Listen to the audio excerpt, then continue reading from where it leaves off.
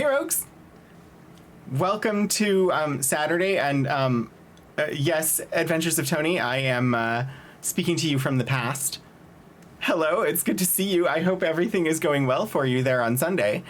Hi, Shadows of Life. Thank you so much for re-upping on that sub. That is awesome. Interestingly, I didn't get a notification of it in the activity stream, or the activity feed. I don't know why, but it was in the chat, which is lovely. That's bizarre. It definitely recognized that it happened, because apparently witch hats are in the emote thing now, which is cute. I didn't set anything up to do that, but I'm okay with it, so I'm gonna let it stay there. Hi, Organ Mike, how are you? Also, the hat stand, I have hat stand. I have to put it together though, and have not had a chance since it arrived, but actual proper storage for hats is a thing that is coming. Hi, Elixie. Burbs with hats are adorable. I love that in there is an archives hat, or an archival box with a hat on it, which I think is just silly.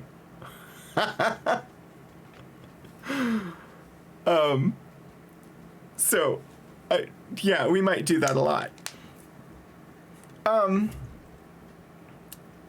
And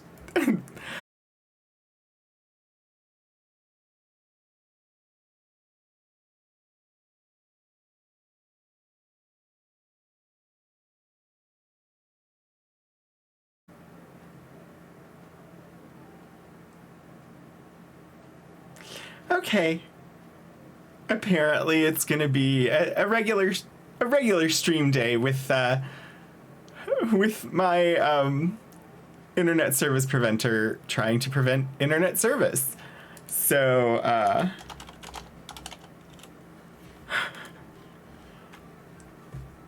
everything was solid as a rock until I actually went live, or until I actually, like, after the countdown scene.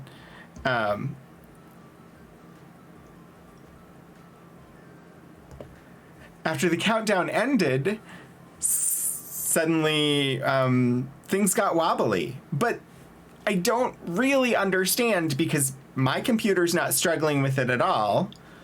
The monitor that I have going shows me that I'm not having any trouble rendering. I'm not skipping frames due to encoding lag. Nothing. I'm using like 1% of my CPU. It is not my computer. It is my ISP. Hi, Iron Trout. I tend to blame the capitalism. Because if it wasn't for the capitalism, the ISP might actually want to upgrade their systems to prevent issues like this. So, hi, Moody Mystery.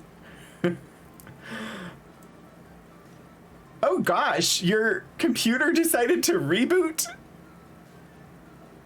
Please stand by. We've had a little weather overnight. I haven't actually looked. I'm gonna look. We're gonna see if this kills things by me adding another thing that I'm looking at on the internet. But I was just curious. Yeah, so supposed to be some more rain coming. Librarian Liz, hello. Welcome in, Raiders. Welcome in, everybody from Liz's library.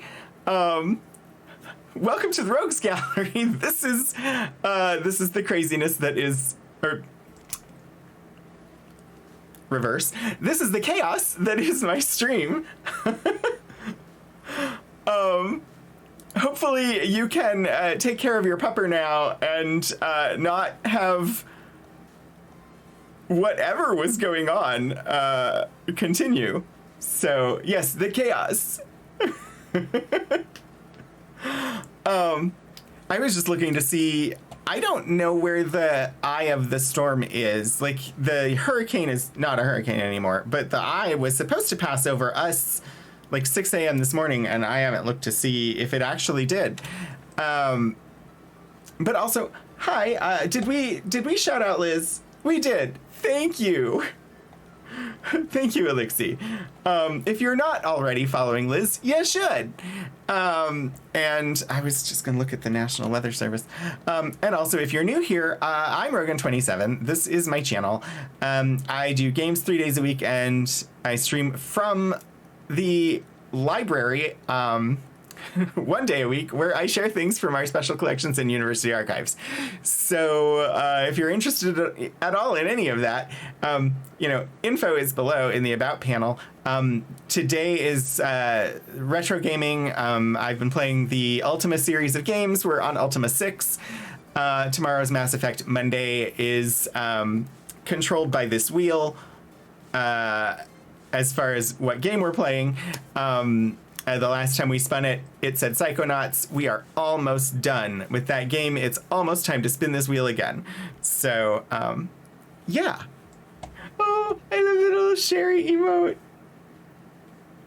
I don't know anything about Ultima 7, so I'm excited to see what that one comes to be.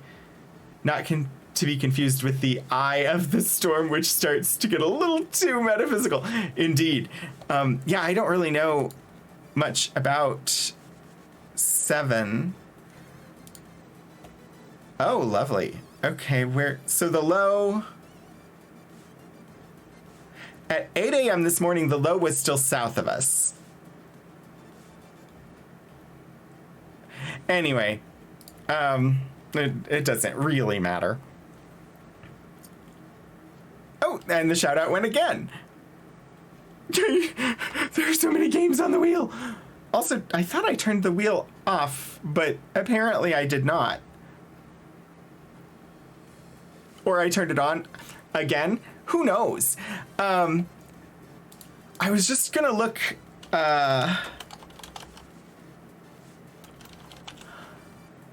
Because we're doing them in release order, and this all started because I wanted to eventually get back to Martian Dreams, that I started as a kid and never got to finish because I had it on 5 1/4 floppies and upgraded to a machine that didn't have a 5 1/4 drive. More retro RPGs, yeah. I mean, feel free to add. There's just a lot of stuff on the wheel. So I was looking to see, I want dates, release order dates, but I don't know. I'll have to look into it again. I think it's sometime after 7?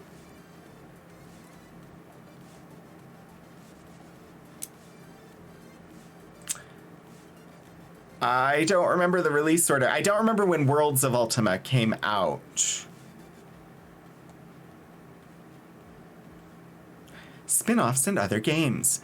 Worlds of Ultima was 1990. Worlds of Ultima 2 Martian Dreams was 91. Ultima 7 was 93 or 92. So yeah, it's after this game, after False Prophet. I have to dig in and see exactly which game comes next in the order of release order. Because it might actually be Ultima Underworld. But maybe not. I don't know. I don't know the order. I did update the flag, yeah.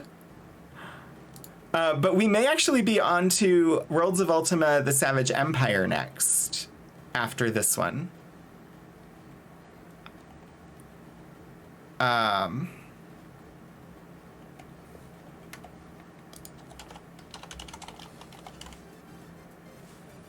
I just don't know. I need to just like make a document for myself that tells me when things are. Underworld was the second spin-off series. So Worlds of Ultima was the first spin-off series, and a spin-off of Ultima 6.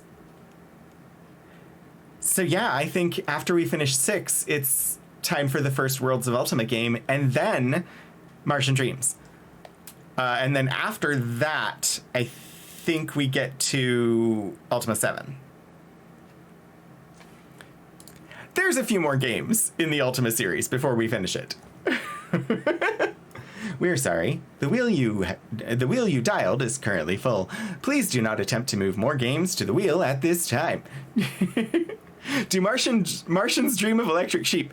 Well, as far as I know, they are not androids, although I didn't get far enough into the game to know for certain that they're not androids, but I believe they are plant-based sentience.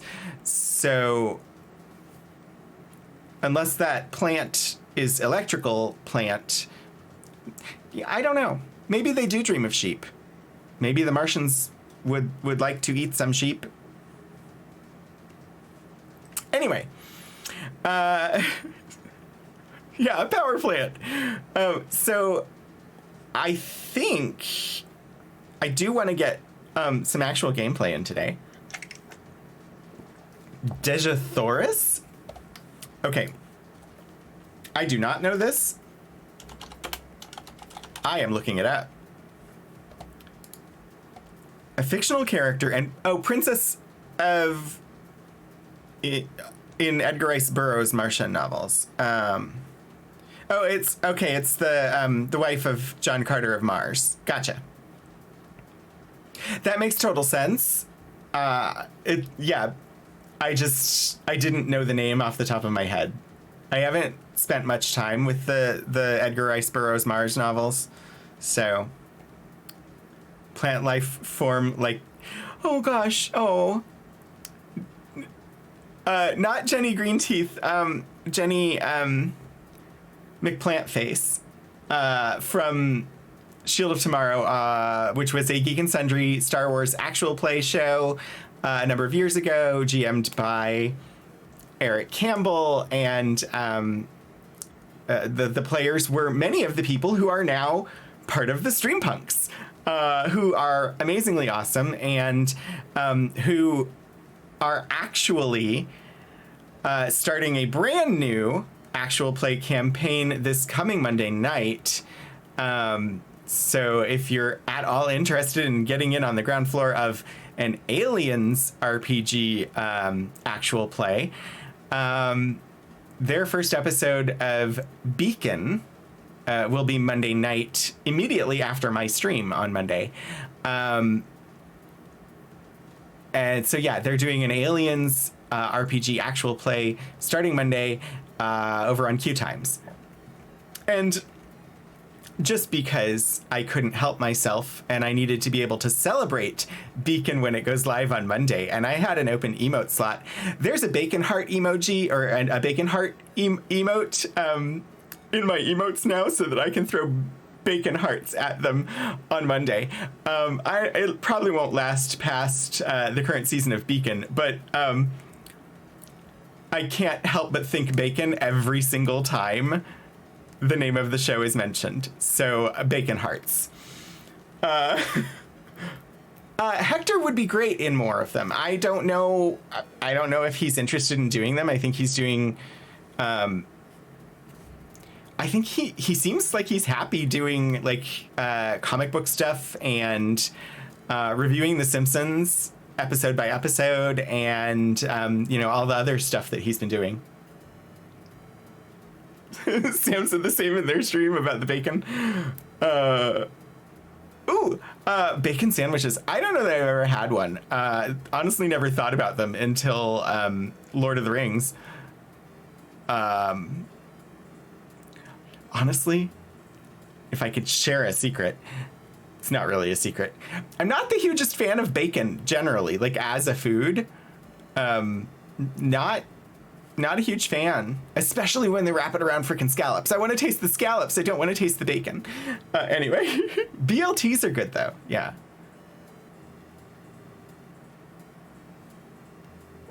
Oh, yeah, I guess a bacon sandwich would be a BLT.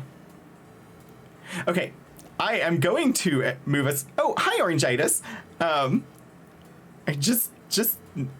Yeah.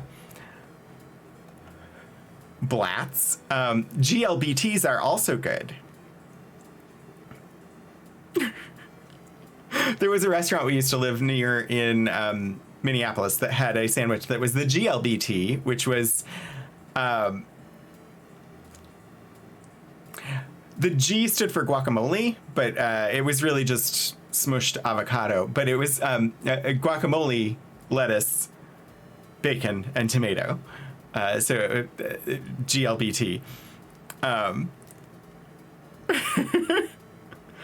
But yes, so Blatt, same sandwich. They just went with a G to make it GLBT, even though it wasn't actually guacamole. It was just avocado.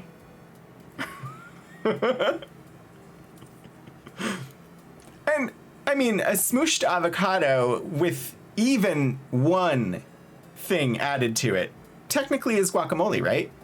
I don't know. I don't actually know. I don't know the definition of guacamole. I know guacamole when I eat it. Okay, I am going to push the button that takes us to the game screen, though. Maybe. There we go. Oh, I see what's happening. Also, I need to turn on the game sounds. What keeps happening is my Stream Deck is, like, moving into more of a sleep mode. The buttons darken a little bit, and then one push on them does not activate them. Oh, and we don't have 2 deaths. I should reset that. There we go. The belt sandwich, bacon, egg, lettuce, and tomato. I don't know that I've ever had that, but that sounds like a good breakfast sandwich. The button. Yes, push the button. All right. Yeah, and I have updated the little bits bar there to Spoopy Bites for this month. Avocado sauce. That's what it. Hey, so yeah, just smooshed avocado would count then. All this talk of bacon, you think you have some. So, bacon in itself. Hi, Moody Rocks 21. Thank you for the follow.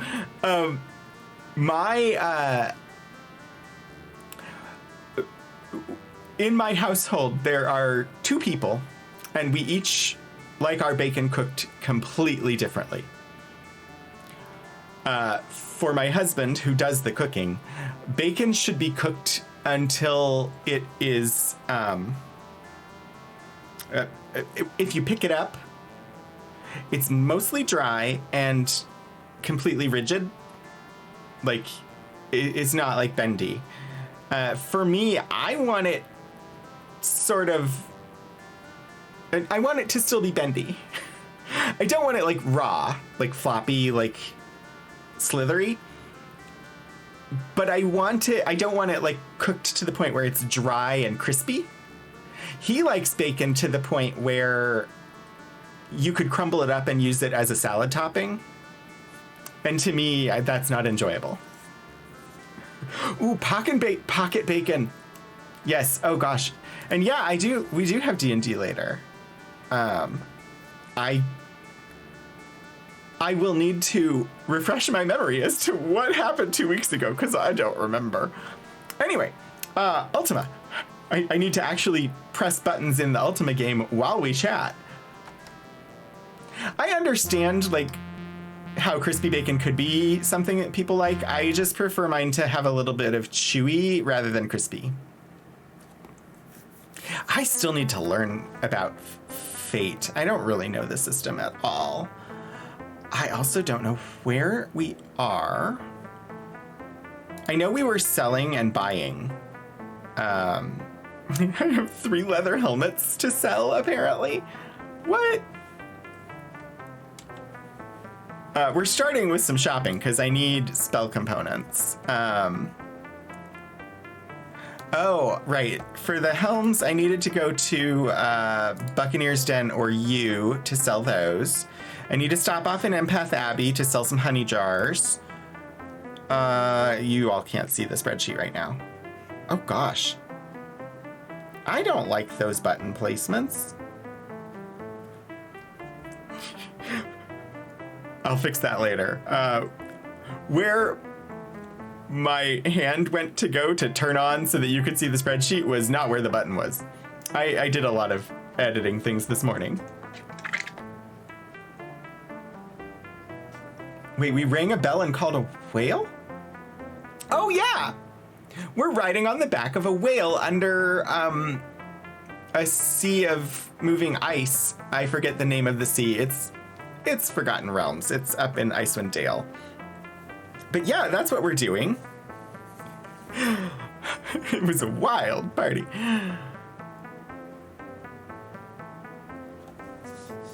Oh, it's literally called the Sea of Moving Ice. Great. So yeah, I need to go to Empath Abbey for selling of many multiples of honey jars that we bought because the walkthrough I've been consulting said that we should. Buccaneer's Den for the main gouge that we have to sell. Buccaneer's Den or you. It sounds like we need to go to Buccaneer's Den. Also, I thought we could buy bolts. I need to buy bolts. Where do I buy bolts?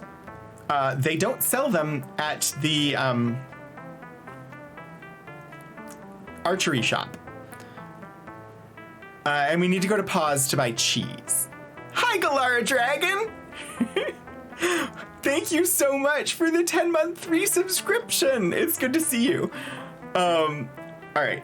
I need to consult the map that is in the clue book, which has a list of... So,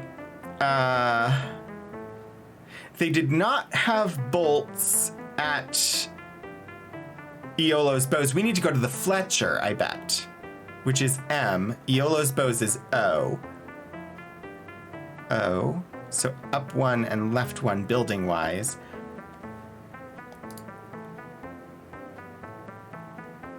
All right, making story characters in Fate, and you aren't stuck on one character. If you need ideas, chat can probably help, but also don't feel obliged. Adventures of Tony, enjoy your lurk. Get some good foods.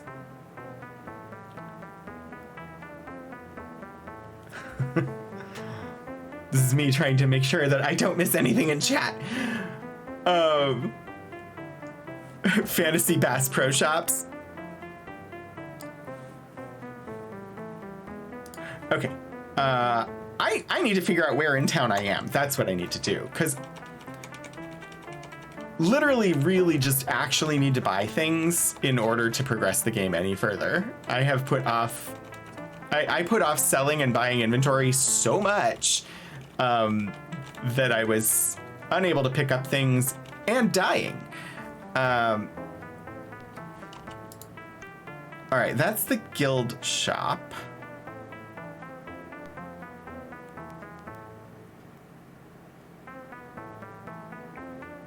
Interestingly, not noted on the map. Fletcher! RTE Studios, hello! Thank you so much for the raid. Welcome in, everybody. Hello, codename 1974. Leia Sky, good to see you. Have we...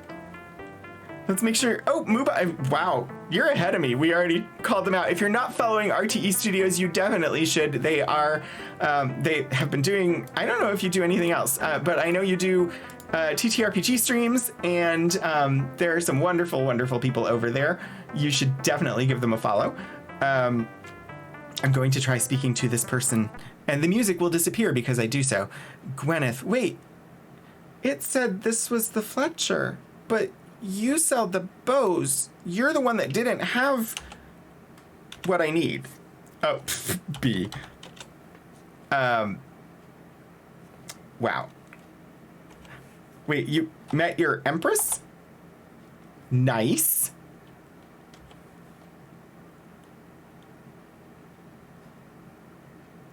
Guilds are kind of underground anyway. This is true, Galara.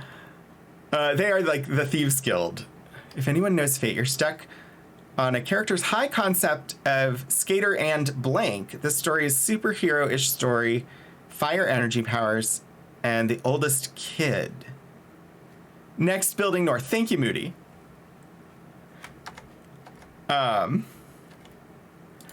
For some reason, shopping and selling in this game has been particularly difficult for me. I think it's partly because I don't actually pay enough attention as I'm playing it to have figured things out. But Hey, look! On the counter, it shows what's for sale here. Imagine that. Lynn. I don't think we've actually spoken to Lynn before. Gwyneth is based on a real person who was apprenticed to the real Iolo, David Watson. Also, not related to Gwenno. If anybody has any thoughts for Shadows of Life's game concept, feel free to share. I know we have not previously spoken to Lynn. Also, I can better check that by not typing the name before looking to see in the filters if the name already exists. Apparently we have. In that case, sort. Is there anything in my notes that tells me what I should speak to this person about, other than, like, buying what I need to buy? Lynn, the Fletcher. I can buy arrows and bolts. Also has trouble of an overprotective older brother. Okay, so you're trying to come up with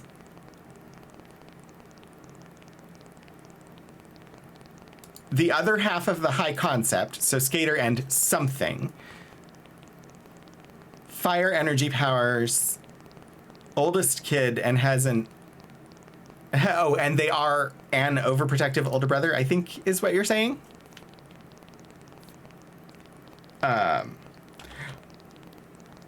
Why do I do this to myself? I don't know who has gold on them to actually buy the things that I need to buy.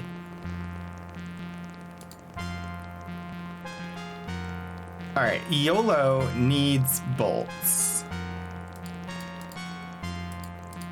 And has gold.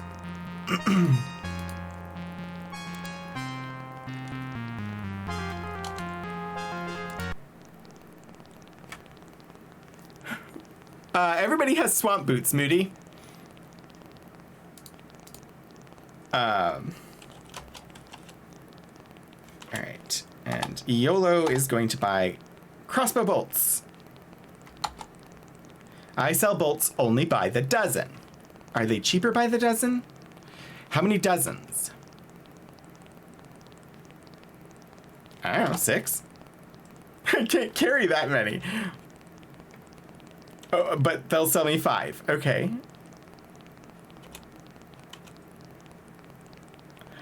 No. I successfully found and bought bolts! Huzzah! I believe that means that Iolo can actually shoot things again. Yes. How did I get that many swamp boots? There were, I believe, I found 4, or no, I don't know, I found a pair or 2 or something, but there's a person who sells them in U. And they're really cheap, so I bought them for everybody. Skater, fire energy. Shadows, I don't know what to give you advice-wise for your character concept. I also, my brain keeps getting distracted.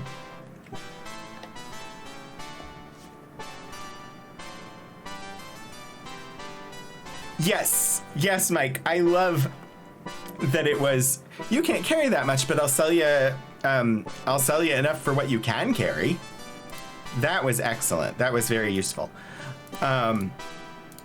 And Iolo is carrying Janna's spare throwing axes because Janna couldn't carry any more throwing axes. Right. I need to go to Empath Abbey. That's where I need to go next. We're selling things mostly, and then we're gonna buy things. But while I was here, I wanted to buy...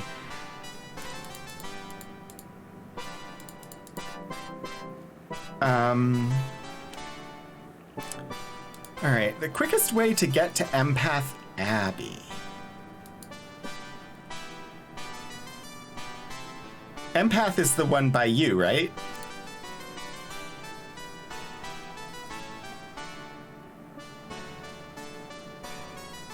Yeah. So, I think the quickest way is just to travel to you.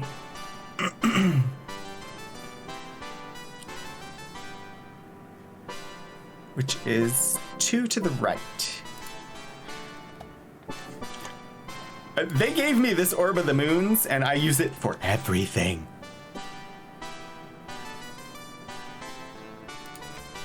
Skater and leader, but given he's the team leader, but don't think being the... So I don't know, are there like a certain menu of options that you can pick from? I like I said, I don't know Fate, so I don't know if there's some, like, for me it helps if I have like a menu to select from rather than just having to come up with something on my own. But Moody, backseating is totally okay for this game. So if you wish to share, please feel free.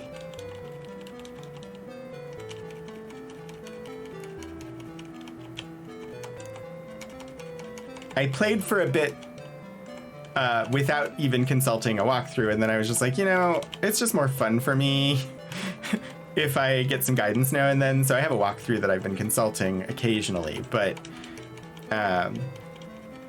mostly only when I get stuck. I spent like 3 or 4 weeks trying to beat a group of gargoyles at one of the shrines, because I didn't know that powder kegs would make it a lot easier.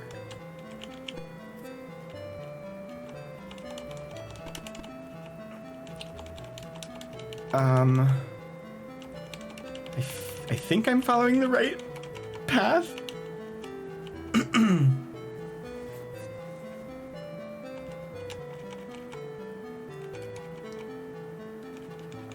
This is... All right. So we're at Empath Abbey. Somebody here was supposed to buy honey jars.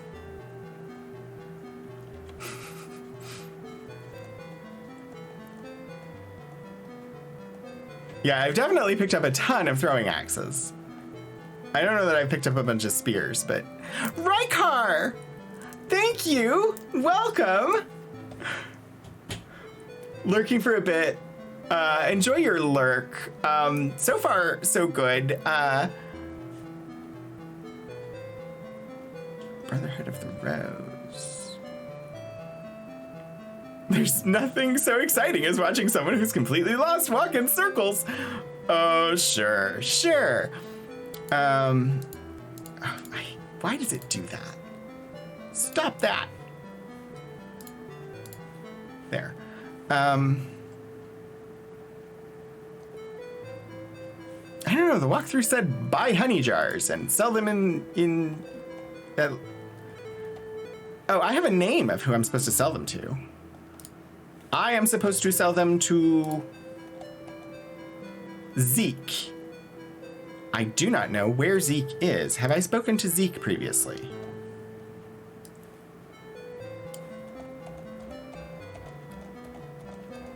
There is no one named Zeke on my spreadsheet, so I do not believe I have previously spoken.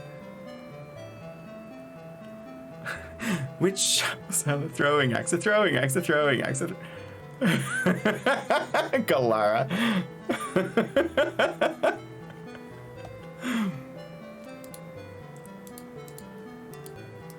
All right, so there's the healer.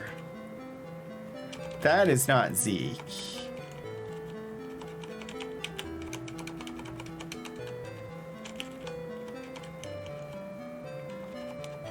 I'm guessing maybe like actually inside the Abbey. Also, wait, where? I should have, you know, a map of town or a map of this place handy as I look at things. Okay, so there's a little hut there. Stephanie the Healer, Iolo's hut, the Undertaker, and the Brotherhood of the Rose.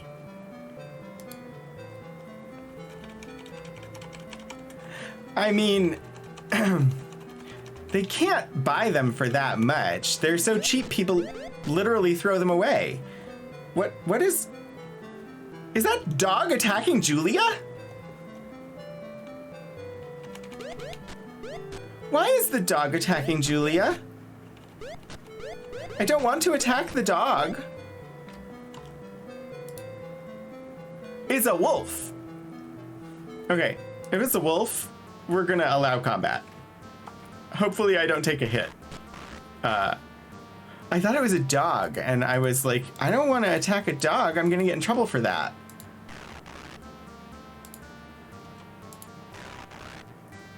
Julia may have pocket bacon. Is it a big bad wolf?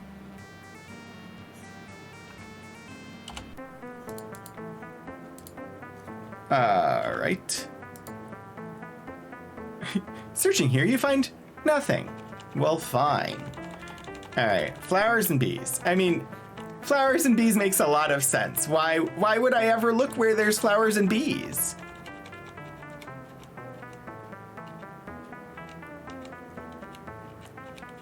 Hello, bees.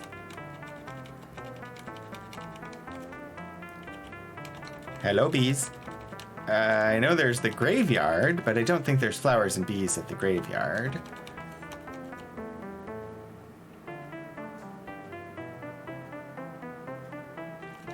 I'm just gonna wander a bit and look around, because I don't know. This is like the Undertaker's space, right? Yeah.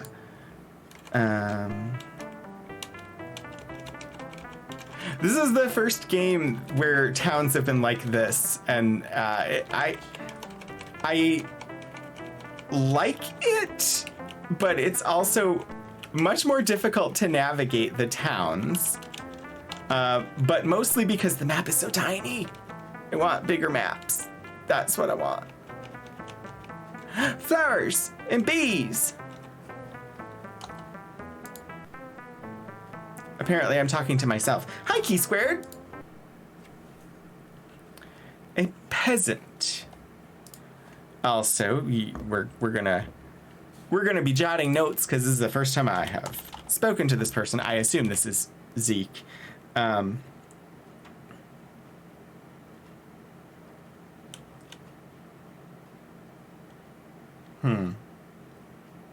Orchard?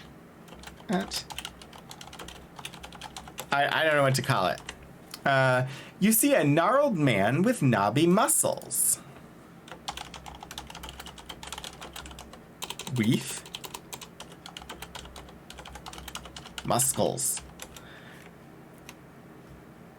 There are bees in the apiary. What will we do with the monkeys? Hello, my lord. He touches his cap respectfully. He has a very sharp knife with which he prunes off less productive branches. Mind that you stay out of the flight paths of the bees, my lord.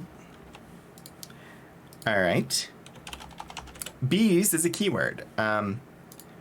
I also love that it tells me the keywords. It does seem like a vineyard. I will change that description.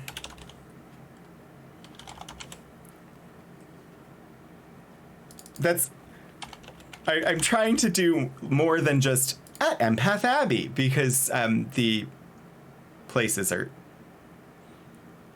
more specific than that. Asking job. I care for the garden and tend the vines.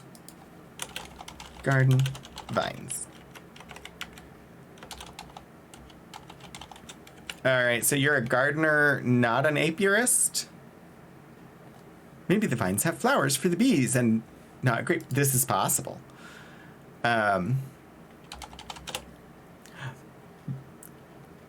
You notice the bees have regular aerial routes, all about the vineyard. Zeke keeps bees on the other side of the abbey, my lord. Oh, wait. So this is not the apiary. This is the vineyard. And this is not Zeke. So I need to ask your name. Eckert. Zeke keeps bees on the other side of the abbey. I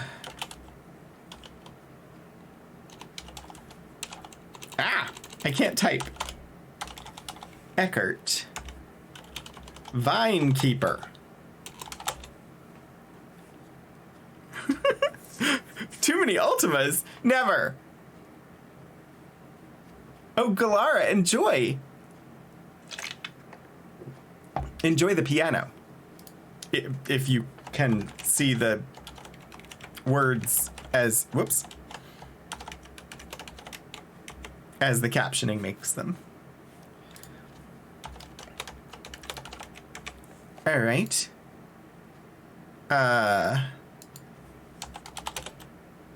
Beg pardon, my lord. Zeke was not a keyword. Oh, all the Ultima maps. Garden. Some of our rose bushes were planted by druids hundreds of years ago. Eventually, we became the Brotherhood of the Rose. Rose bushes. Some over 100 years. I don't know that that matters. I mean, it's called craptioning for a reason. These rows, he gestures, are seedless grapes.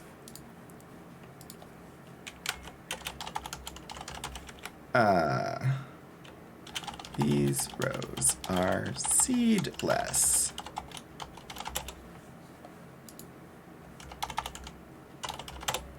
Amazing, ain't it, my lord? The enchanter made them for us. Oh dear, I need to write that down before I forget it. Enchanter.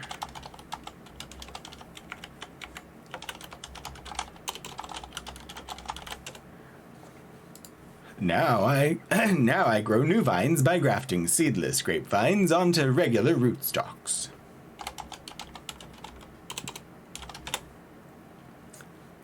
Now those grapes there are for making wine. If they're seedless, how do you get more of them? He grafts them onto regular ones. I think I forgot to ask about the enchanter. It's fine. Those grapes are for making wine. Wine? I'm sure some of the people I'm traveling I'm sure some of the people I'm traveling with would very much like some wine, although all it does is take up weight in my inventory. Dupree says, I cannot say which I like better, wine from grapes or mead from honey. And these over here are for eating. He gives you a plump little bunch of sweet table grapes. I want to say thank you, but the game won't know what I'm doing. All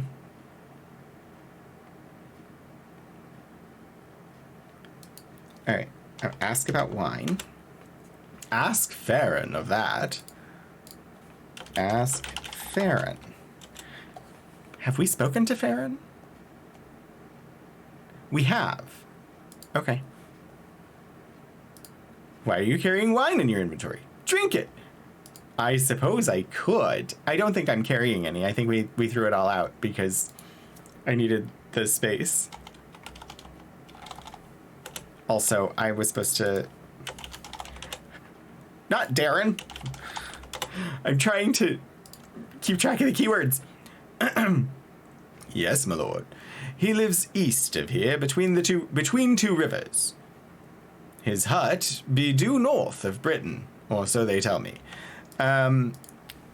East of Empath Abbey, between two rivers, due north of Britain.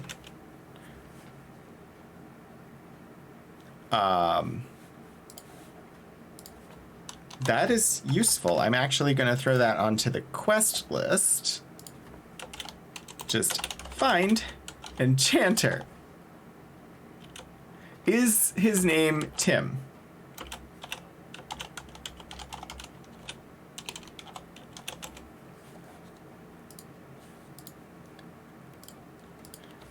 Isn't Tim a traditional enchanter's name for anyone who's ever watched Monty Python? Many variations in plants spring up in random mutations that in the wild would not survive well enough to be passed on. Once a plant is big enough, cut a piece of the vine and graft it onto the root of another plant. They'll grow together and the vine will be a clone of the first plant since it has the same DNA. That's how all of the bananas that are sold in the US market, at least, are made today. Every banana at the grocery store, all of the bananas are clones. Which makes them particularly susceptible to potential disease vectors. Prior to this strain of bananas, there was a different banana. That was the banana that the taste of banana candy is based on, but tasted different, supposed to have tasted better. And if you've ever heard the song, Yes, We Have No Bananas, it was about the banana blight that killed off those bananas. And then I'm trying to remember, one of them is the Cavendish, but I don't remember if that's the one that's gone or the one that we currently eat. The history of bananas is really interesting. Banana blight sounds like a spell to cause erectile dysfunction. But anyway, yes, Farron, the local winemaker. All right. I mean, I had to. All right, I need to check on what our notes say about Farron. Did we ever ask Farron about wine? I'm guessing we did. We eat Cavendish now. The old ones were Gros Michel. Gros Michel, or Gross. Yeah, I think it's Gross. I don't know. Yes. Drop by on Banana Day? Oh gosh, you have a banana emote. Yeah, we definitely asked Farron about wine. Okay, cool. We still need to find Zeke, though. Which was the whole reason we came to Empath Abbey on this occasion.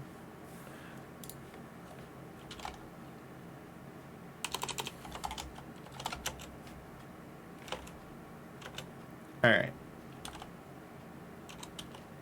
I'm just going to say, nope. Apparently does not sell grapes, but we have a bunch of grapes now. I don't know why we might need those, but sure. I'm just gonna, like, not walk through the bees. All right, wait. From there...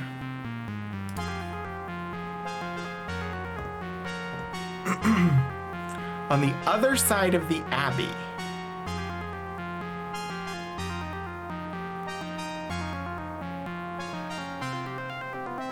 Is the other side of the Abbey south from here? I think? I mean, yeah, the grapes will work as food, which has been surprisingly less necessary in this game than in prior ones. Okay, so that's the Abbey. So if the apiary is on the other side of the Abbey, I'm guessing if I go around the building, I will find the apiary. Of course, it's getting dark, but...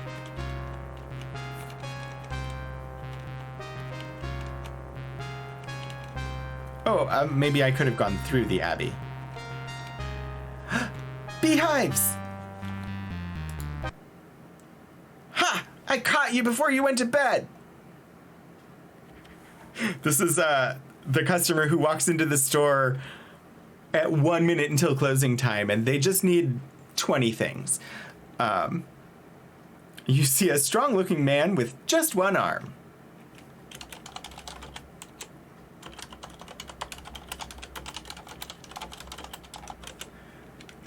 Thankfully, our conversations take no time at all. Hello, he shouts, waving. What do you need? first, tell me your name. Zeke, the one-armed barkeep, it is. That seems very specific.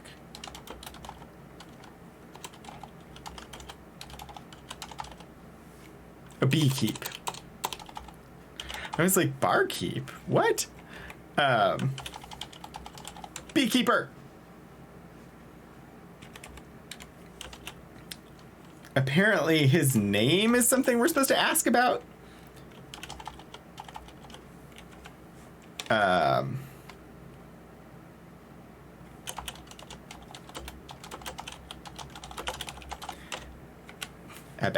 Abiet?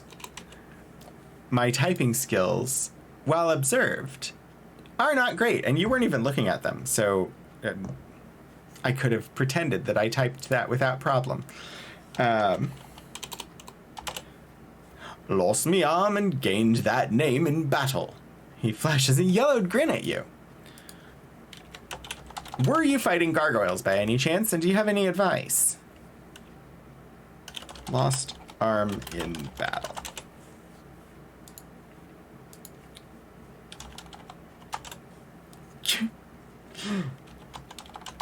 I can type. Seriously. 'Twas a horrid affair, but Mondaine had to be thwarted. Wow.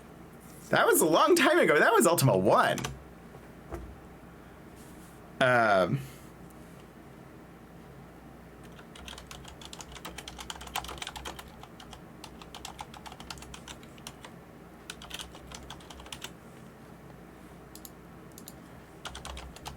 Mondaine? You must be new here. He looks to the ground. I mean, literally, I'm the one. Well, no, I guess continuity-wise, I don't think the current avatar is the one who fought Mondaine. But I'm not certain.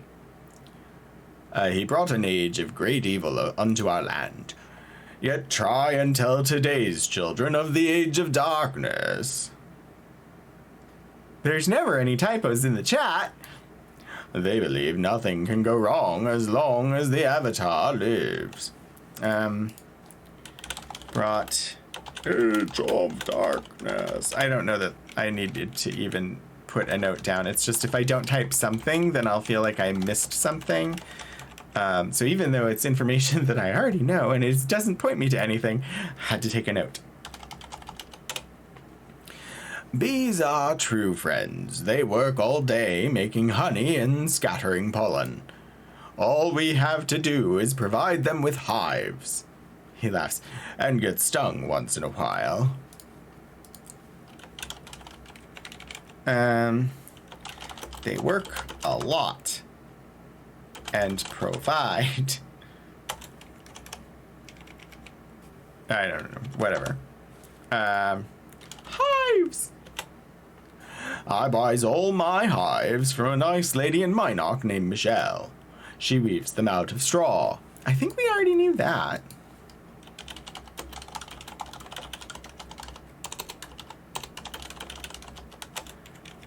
Are we going to go on a quest to purchase more hives for Zeke? Honey?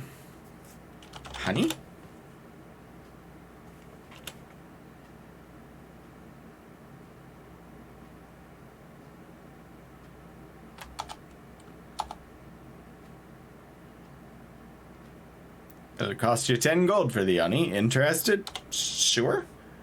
After accepting Shimino's gold, Zeke hands over the honey. Enjoy your honey. Alright. Honey. Sells honey. I'm trying to... Was that because I had a jar? Yeah, I need more hives. Find me some poison ivy. Jar. Buy? I am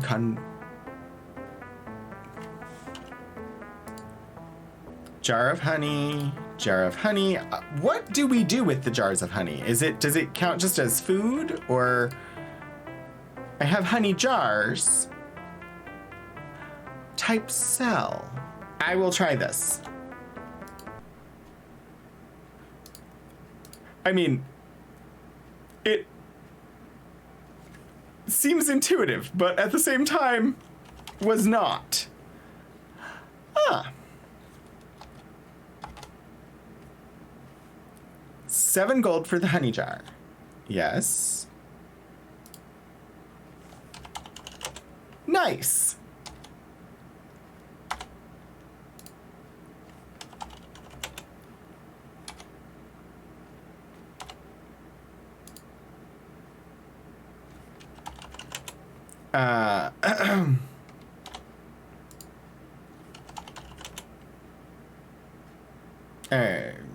Yes. I think... All right. I have sold all the honey jars. Sell. I don't know why the... Because that's not a stupendous price, so... I'm curious why the walkthrough was like, buy a bunch of honey jars. Sell them to Zeke. Because... It's not like I made a ton of money. I didn't make a ton of honey money.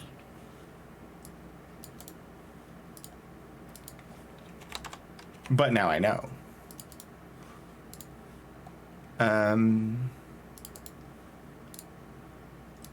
We have done this. Boy. Is the honey food? I wonder. As far as like for sleeping purposes.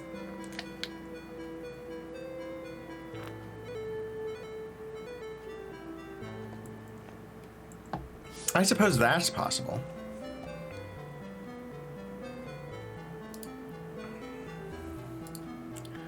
Not equipment. Items. Food. Honey. Honey cannot be eaten at all.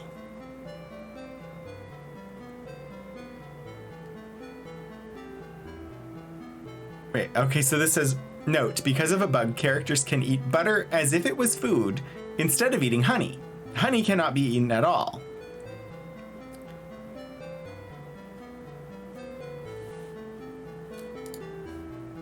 So, no idea. No real idea why I care about honey.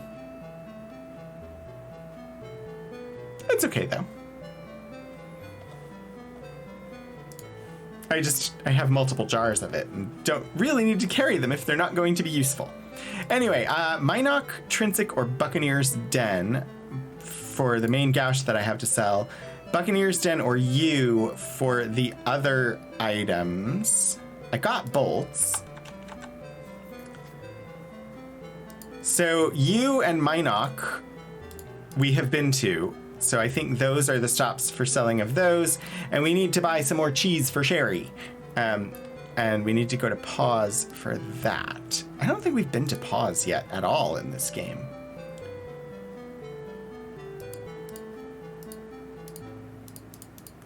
And I need to buy reagents, like magical ingredients, which,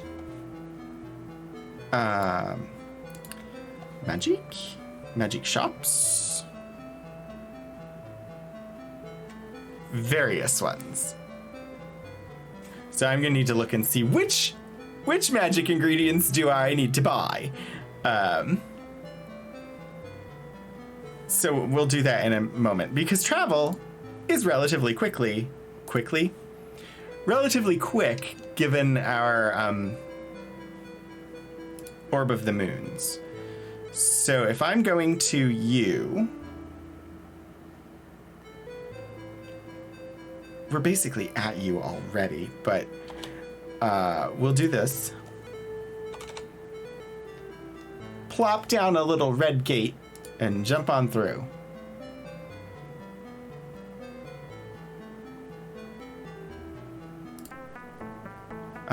Health-wise, we're fine. Nobody really needs sleep at this point.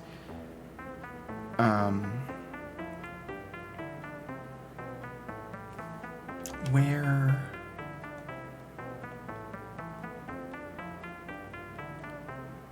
One would think that I would eventually learn where things are located, but so far this has not occurred. I don't know which way is town from the circle of stones, because I don't see the circle on the map. I guess this is town.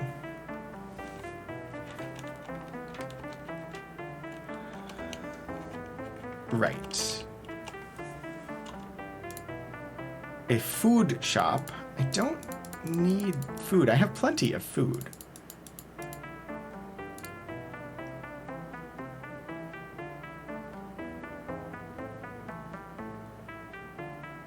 Ah, but wait. If that is the slaughtered lamb, if I go through it, I'll be at the rest of town. Oh, Elixie is taking care of me. Thank you, Elixie. You never ate food. Yeah, it's only if you camp outside that you use food. So I will hydrate. I will stretch. Which is going much better than it has most of the day. Oh, I was having back pain, and then yesterday I had to move a bunch of boxes around, and I woke up this morning and I was in so much pain. Ugh. I am doing better now, though. And I will attempt to have better posture, but, you know, that's all posturing.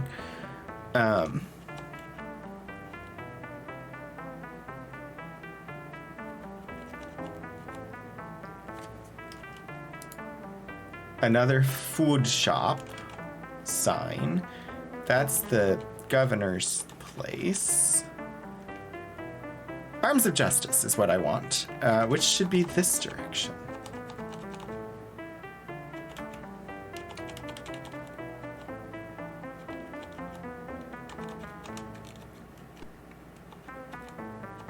I believe this is the Arms of Justice.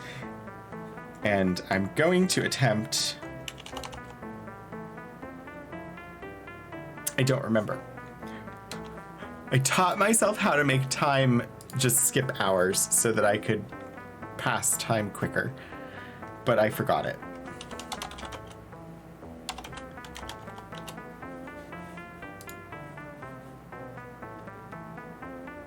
Accelerate time is 125. Is that not what I was pushing?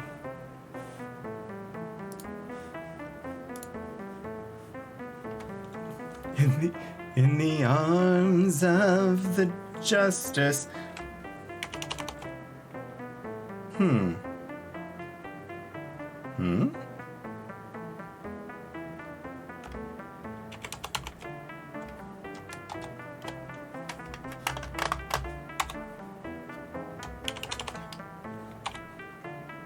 What am I doing wrong?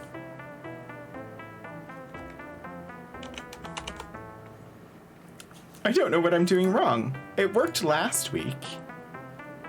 I had the alt cheats working. And it is literally just press alt and, oh, I'm hitting the wrong buttons. Or I'm hitting the right buttons. I'm hitting them in the wrong order. Because I read 215 as 125. There. I just was like, rather than sit here and press spacebar over and over to make time pass, this moves an hour at a time.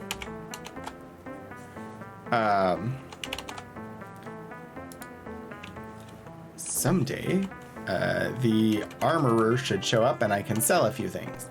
Hello there! Go to your workspace so that I may transact business with you. Maybe I can transact business with you while you're standing there. Oh, it's Utomo. This is the person who sells all of the swampy boots. Will you purchase leather helms from me? Come to my shop when it's open. I was attempting to do so. Fine, I will walk outside so nobody's standing in your way, and then I'll go back inside.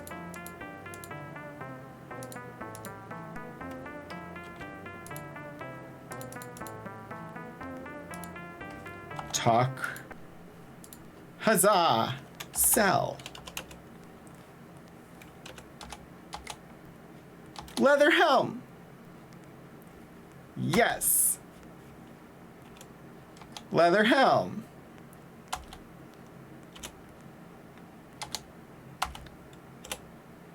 No, I am not selling you my swamp boots. Leather helms have been successfully sold. Except Julia has one. Sell Julia. No, don't sell Julia. Sell the leather helm.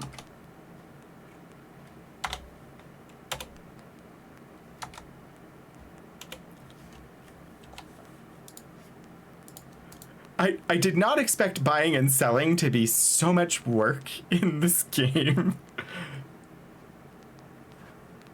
Oh, I can certainly check. I had been picking up the throwing axes because I think Jana was using them, but I honestly have more than I can throwing axe. He does. And they're 6 gold each. And I do eventually want to move away from using them, so... Throwing axe. Also, I have a lot of them, as you can tell. I wish I could sell all of them at once.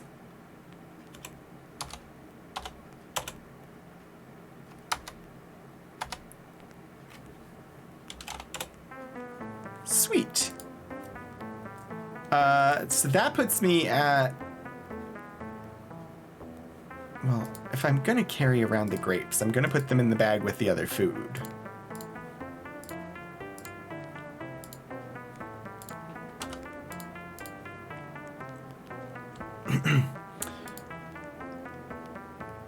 Dupree has... Is it the... It must be the gold. Oh, Dupree's carrying the boat. I keep forgetting Dupree is carrying a boat. Shimino.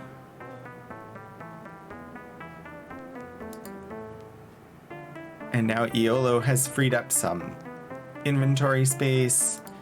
Has food. Everybody has food. I've been making sure everybody has food.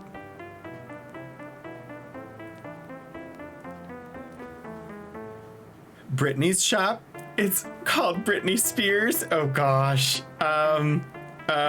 Elixir, I think we need points.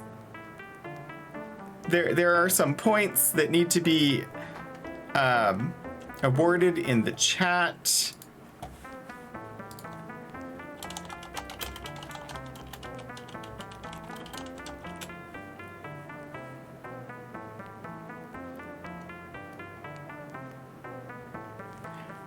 I don't know of any specific Britney Spears songs that are numbers related, or we could throw that many bits, or that many points at you. But that's also because I don't know.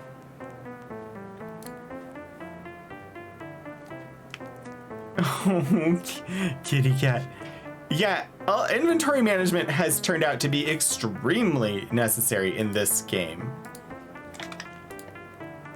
But yeah, I eventually need to get Jana off the throwing axes, but for now, Jana has throwing axes. I suppose I could give her a main gouge. What? It does... Weighs 0.8 stones, can do 8 points, and can absorb 1 point.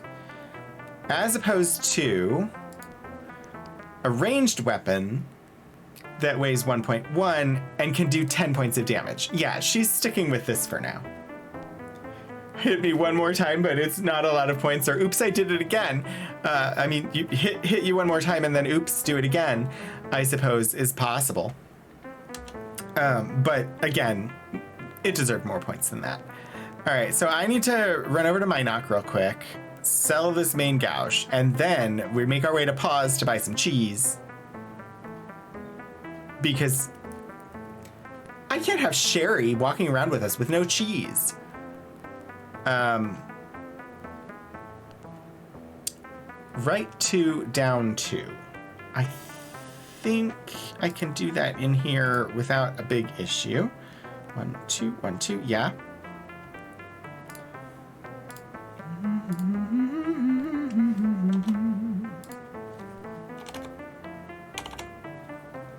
Just gonna open up a gateway in your shop and hop on in. Jeez, Grommet. Okay, we have arrived at the Circle of Stones in Minoc. I'm just gonna find the map of Minoc. Oh yes, Circle of Stones in Minoc is up above the logger place. Not the blogger place, the logger place. Not lager as in beer. Logger as in cutting wood. Which is not the place that's going to be buying weapons. Who is? Deathwatch Armory, I suppose.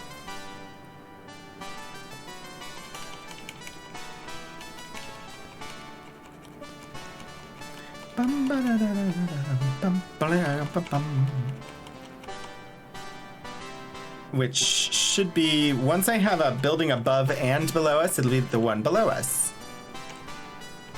Which, here we are. Oi. Where's the shopkeep? Also, which one in the party has the weapon to sell? Julia. Hello, young lad named James. Sell. Julia. A main gouge. Yes.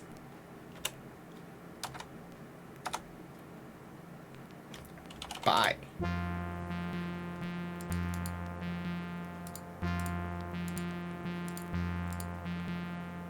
Lovely. I wonder.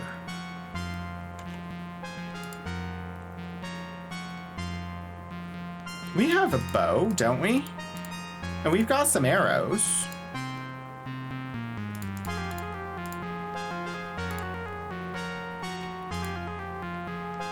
$10 points of damage.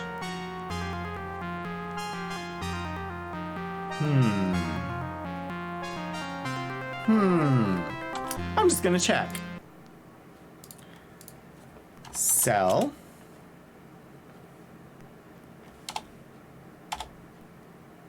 No. He does not buy the throwing axes. But I could get rid of the throwing axes and just use the bow and arrow for Jana. I don't know. Gweno was supposed to be using the crossbow, but I ran out of bolts. I should buy Gweno some bolts. Gweno doesn't currently have any money.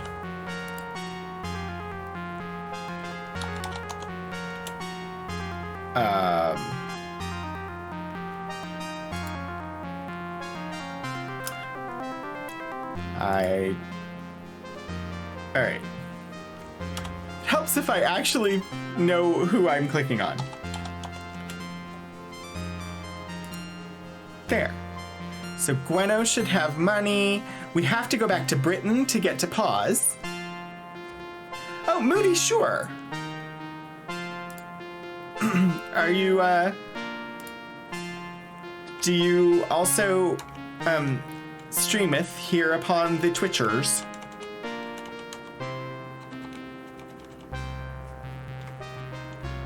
Alright, so if I'm going back to Britain,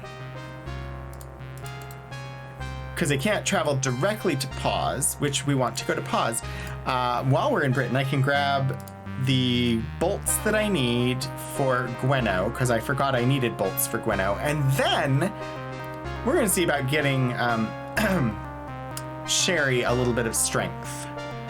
Oh, you're streaming Ultima 7! Awesome. Thank you, Elixir, for doing a shout out there. If you want to follow Moody Mystery to find some Ultima 7 gameplay, that is the channel. Britain is forward 2. Okay. I did say in the stream title that we'd be starting with shopping. So, use Orb of the Moons.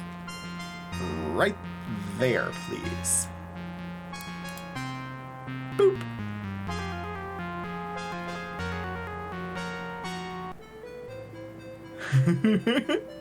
Oh, jeez. Galara, you have, like, the freaking best collection of emotes. Britain. Where is the Circle of Stones in Britain? I always pop in on these Circle of Stones and I'm like, I don't know where the heck I am.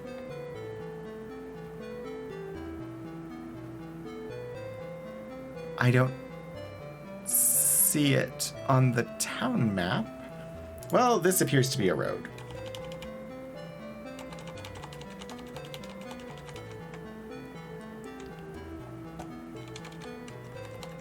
I will eventually find... Wait, are we... I think I'm going the wrong way. I think I'm headed towards where the moon gate would be. Yeah, I'm not quite to the point of buying the reagents yet. I was going to buy the cheese first. Thank you, though.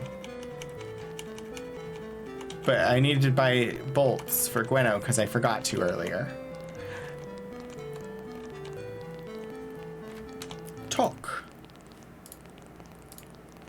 Buy. Gweno. Crossbow bolts.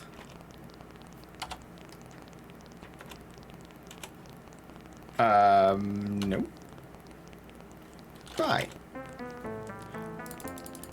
No problem selling 6 dozen crossbow bolts to Gweno.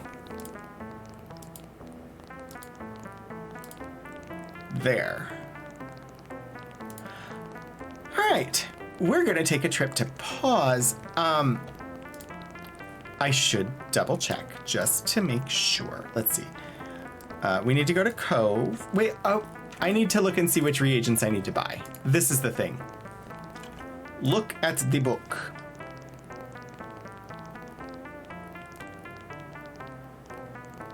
Yeah, we're out of a lot. Reagents. I have some sulfurous ash, not much. I've got plenty of spider silk compared to the others. I could use some nightshade mushrooms and some mandrake roots. I don't know who sells those. We'll see. Apparently Horns sells mandrake roots. And Scarabray. Can't sell quarrels in Ultima 5. The merchants scream at you for trying to sell used ammunition. I just assumed that you can't sell arrows and bolts at all, because earlier games you couldn't. I definitely need garlic. Blood moss, black pearls. Honestly, the only thing I don't need to buy right now is spider silk. So Cove, Scarabray,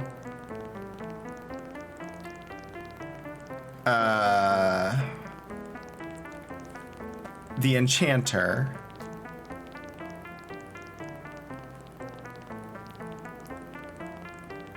and a person who travels the road, a traveling person named Zoltan, are the people that I want to go visit to buy things. Garlic, pizza, yum.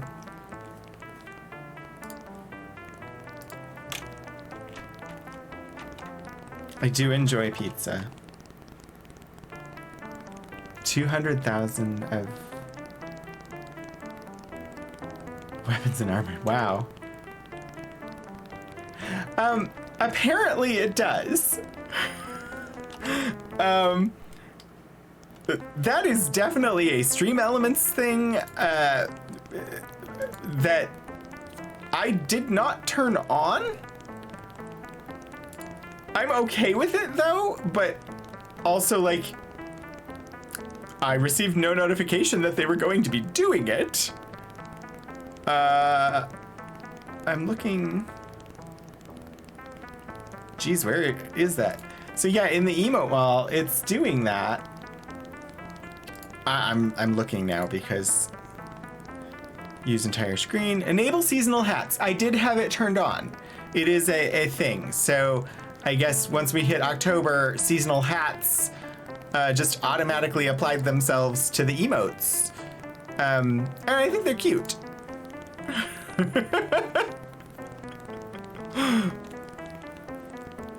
So any emotes you throw in the chat should end up with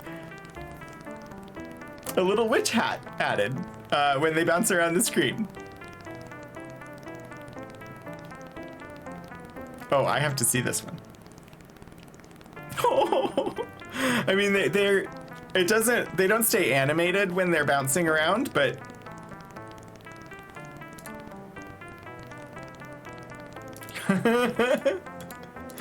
I do have a seasonal hat that I can put on.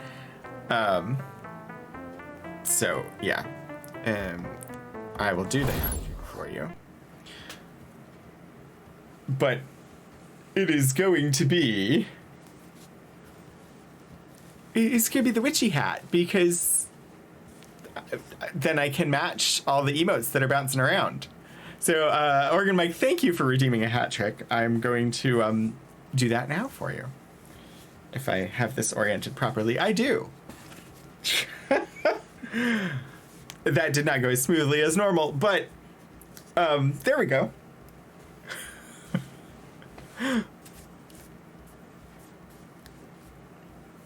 Oh, that's a weird music combination in my ears because I still have the game sound. But yeah, thank you for the hat trick redeem. 77. Oh dear.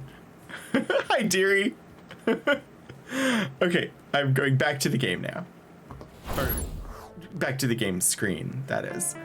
I think I hit all the right buttons. Sorry, I get lost in the number of buttons that I have in front of me. Also, Sherry is the best. They arrive precisely when they mean to.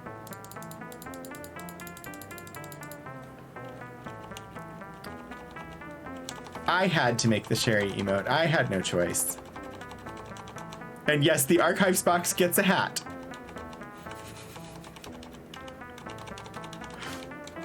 All right. I need to go to Cove, I suppose. We'll make our way to pause in a moment. Across the river and then across another river, and I could technically just not do this, and I could use the Orb of the Moons to get there faster. Because Cove is right next to the Shrine of Compassion. And I could go there.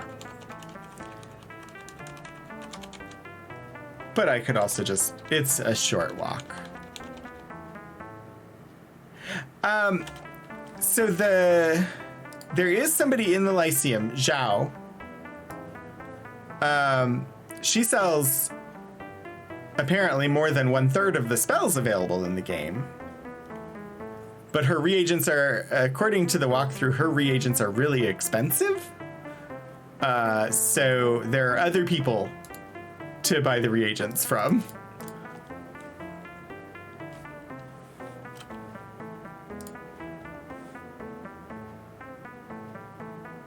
All right, if I continue this way, I believe I will eventually encounter, imported from the mainland, probably,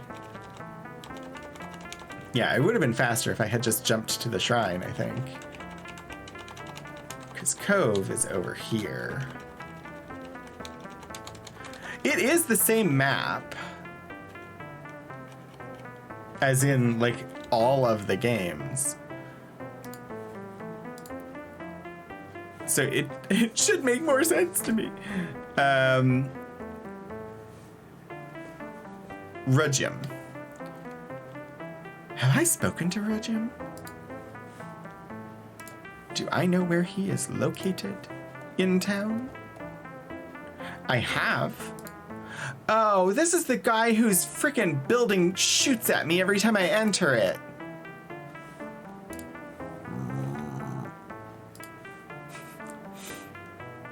It's fine. It's fine. It's totally fine. Rujim. Far end of town. Well, we're going northeast. Ish. Here. This building.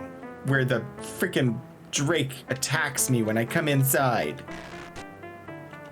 I'm just here to buy things. Is that any way to treat your customers?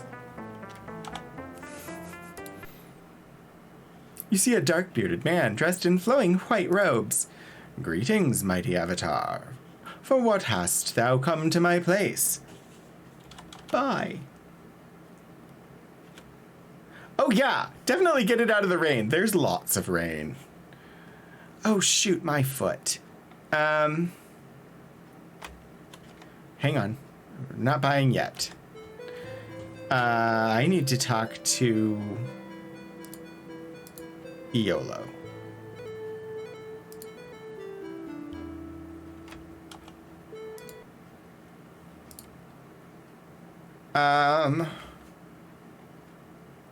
There's something Cool.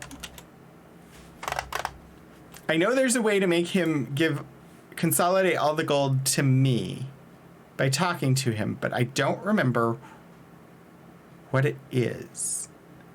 Amok! Amok! Amok!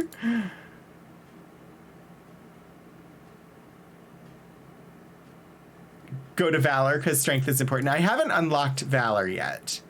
Most people I've been doing the Shrine of Spirituality, but for Sherry, I definitely want to do Valor.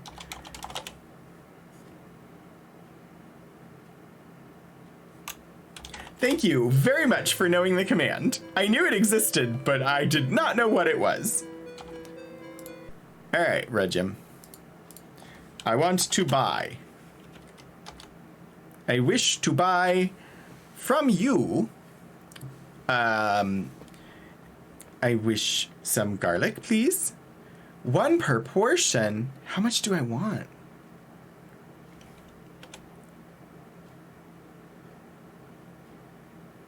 Garlic is kind of an important ingredient. It's used in the healing spells and a bunch of other things.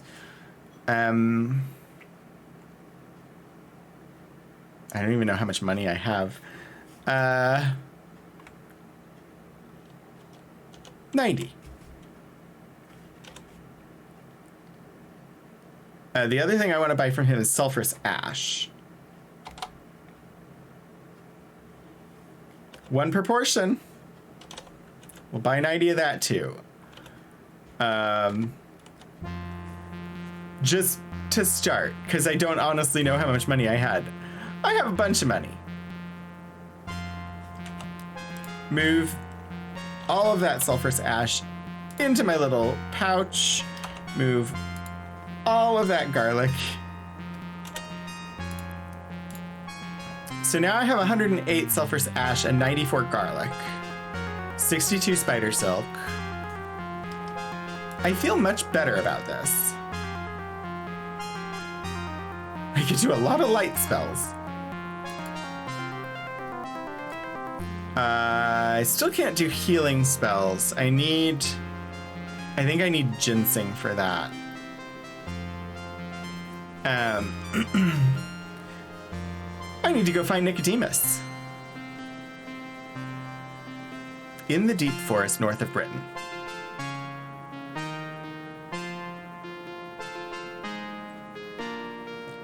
You need unlock magic and dispel field. I don't have those. So I can't get into his house.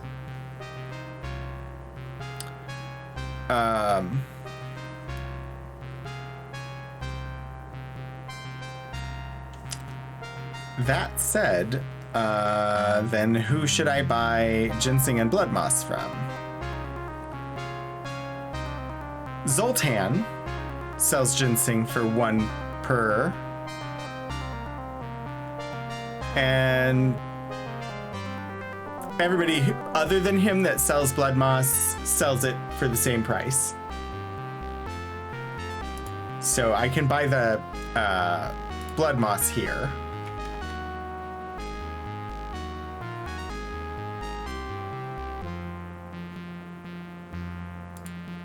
Oh. I don't think I cast that, did I? I didn't mean to. Alright. We're buying blood moss.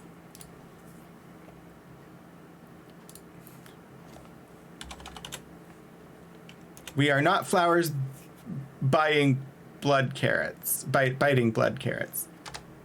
Although, if you get that reference, flowers biting blood carrots, then you're awesome.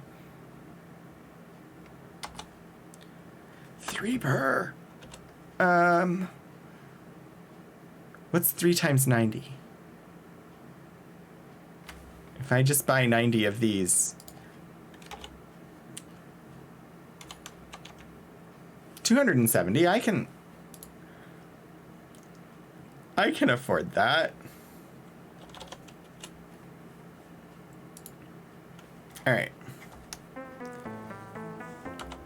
I'm just gonna start, because I just know I ran out.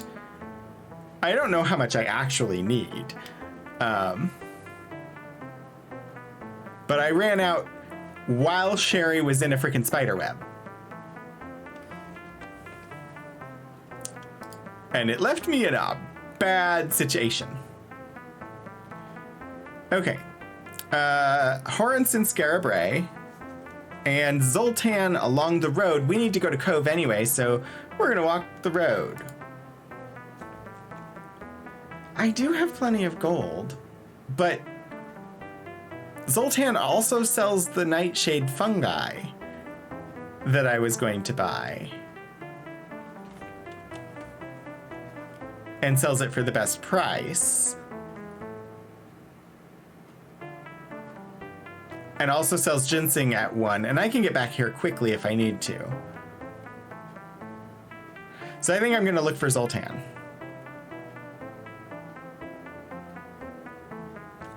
I don't need to buy any spider silk. I've got the sulfurous ash. I got the garlic. I need to go to Buccaneer's Den at some point for the black pearls and for the mandrake root. Oh, wait. No. Sorry, that's Scarabray.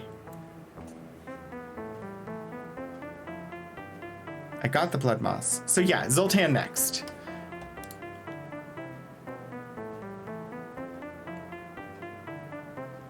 I can fit Nightshade into my inventory because I have mushroom. Yeah. Excellent. I think that's more points. Our points are very similar to the points used in the old British television comedy show called Whose Line Is It Anyway? I believe at some point after it was adapted into an American comedy show referred to as Drew's Line Is It Anyway, because it was hosted by Drew Carey, but I never watched the American version. No, puns receive points. Sometimes puns are the point.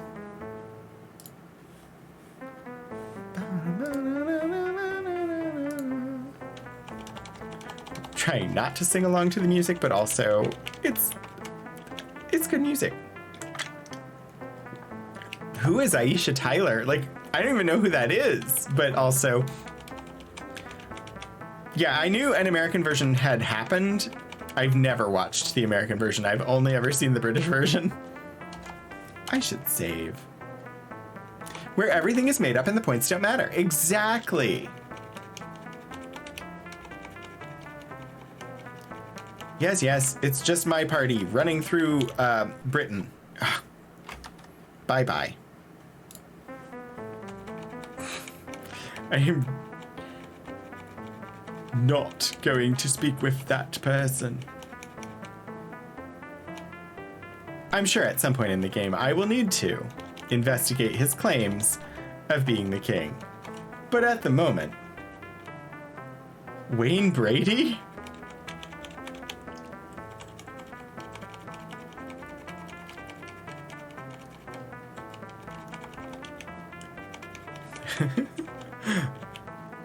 It's good to be the baby king? What? No, I don't think that's what you said, but that is sort of what I read. All right, if I go this way on the road, I should eventually, hopefully, find the nomadic trader who sells some of the reagents that I want to buy. But also, if I follow this road, I should get to Cove eventually. If you had $1 for every time you wanted to kill that person, you'd be richer than Jeff Bezos. It is quite annoying. You're just walking through town and he interrupts your travel to talk to you, and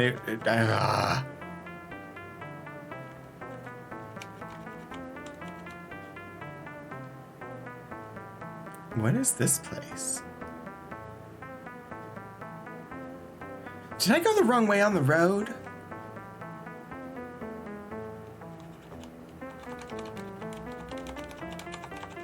I think I started taking the road over towards Ampath Abbey instead of where I wanted to go, which is south towards Pause.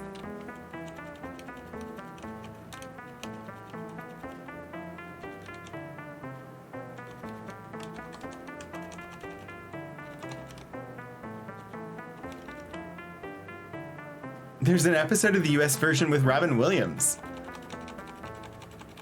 I don't know why I never got into the US version. The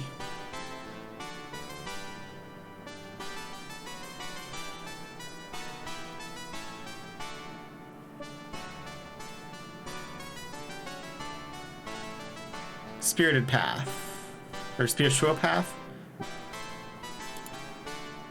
and the High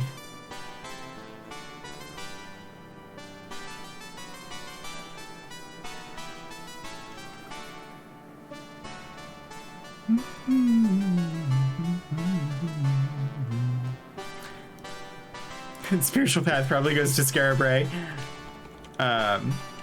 You know, I can find where I'm going if I just follow the coast.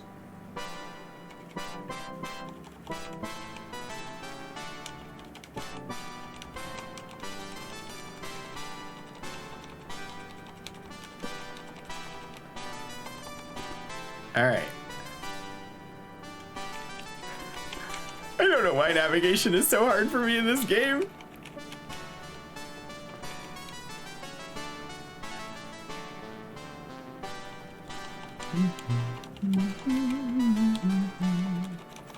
I just want to know where the coastline is. I could also do something that I rarely do, which is use a gem.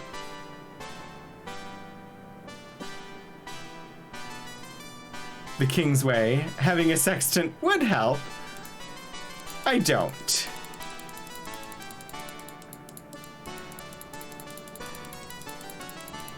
I never, ever look at the gems. I always forget they exist.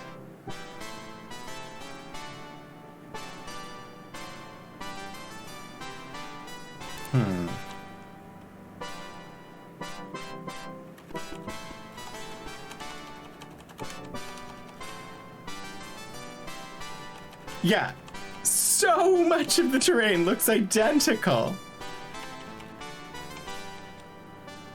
Warden. Okay. And that fits with being overprotective.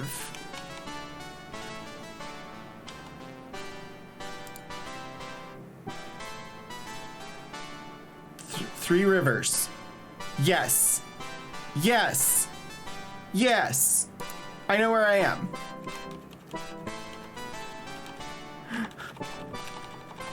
And I do want to go the King's Way.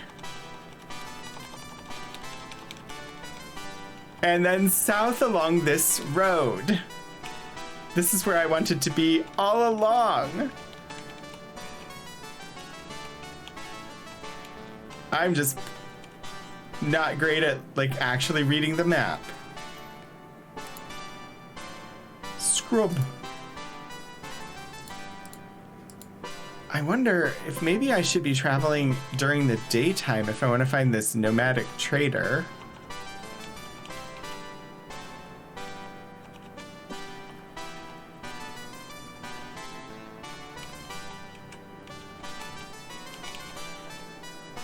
It is so weird not to be like worrying about how much food I have left.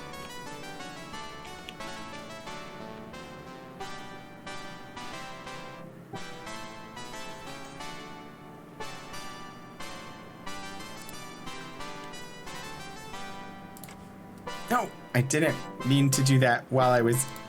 Okay, good.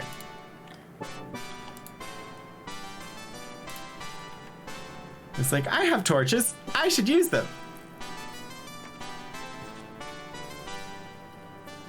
Protecting and kind of a guide. Sounds like the character. That's good. 1 second.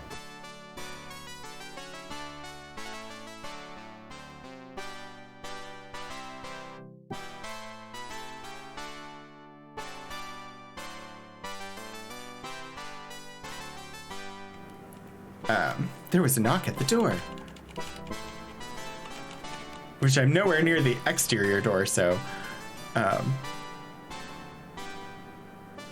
Alright, crossing here. We're almost to pause, and I have not seen this nomadic trader yet. But it's fine. It's nighttime. And they could be further south along the road to Trinsic. I think we're in pause. I haven't been to pause in Ultima 6. Pause. Not pause as in P-A-U-S-E. Pause. Now here's a town not burdened with the chanting of mantras and other such foolishness. The Cat's Lair Tavern is a warm, friendly place, and it's always a pleasure to visit. If they served Fraser's Folly there and didn't have those darn Siamese cats underfoot all the time, it would be just about perfect. This is a simple town, truth be told, with little of use to a seasoned adventurer. There are no dungeons under the town, no weapon shops, nor even idle warriors who might be willing to join you. You will find plenty of good, hard-working people, though. And for any who's willing to spend some time playing the merchant, there's money to be made here as well. Buy low and sell high, as they say. The cats make it perfect, yes. Of course, you should buy a drink or two with your profits. Dr. Cat is an admirable host, and he doesn't water his drinks either. If you want to get on his good side, you should try and bring him a copy of that book he's looking for. I think the Lyceum Library may have it. I, of course, am already one of his favorite customers. Why, he likes my singing so much, he only lets me do it on special occasions to keep the experience fresh and exciting. I'd be careful when playing him at Nim, by the way. Don't let him trick you into betting too much. You might be safer playing flippets with Findle and Mortude instead. One last thing. Far be it from me to gossip about my collaborator, and yet, Rumor has it a certain lady traveling person comes to visit the tavern every Thursday night and stays long after all the other customers have gone. Noted in italics. It's been a long pause since I've been to pause. Indeed, you may have need of those who can work with silk. You will find what you need in pause, and if there were anything going on between Dr. Cat and me, it would certainly be none of Mandrake's business. All right, so there's a flour mill, the cat's lair, a dairy, a slaughterhouse, a seamstress, a weaver, a rope maker, a thread maker, and the Sweet Dreams Inn.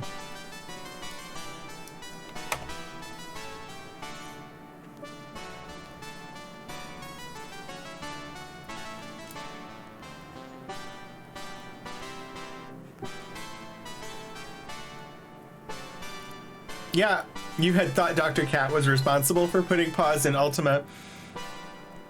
But yeah, there was pause existed in Ultima 1. Before Dr. Cat worked for Origin. He put himself in the cat's lair in the DOS version of Ultima 1? That's cute.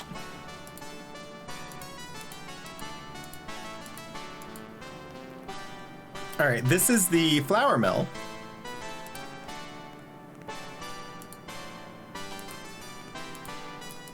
I don't recall encountering Dr. Cat in Ultima 5. I think this is the first of the games I've actually encountered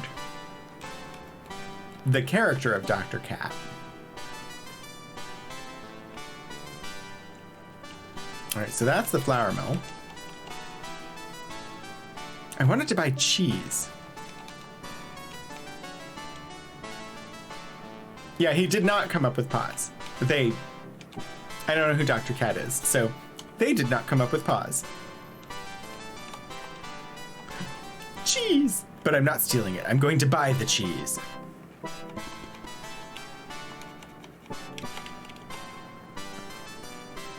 Oh, there's little homes.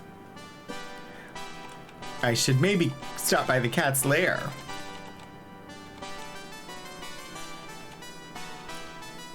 Lots of metal doors. This is the cat's lair. I mean, it's nighttime right now, so everybody's asleep. That'll see a cat. Aw, no response when I tried to talk to the cat.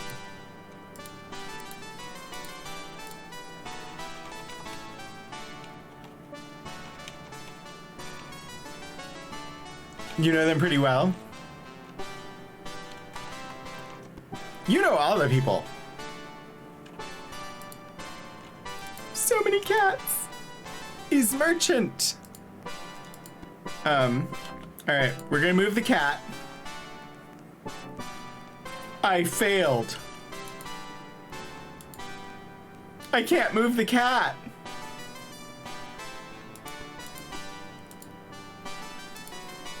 Oh, there it goes.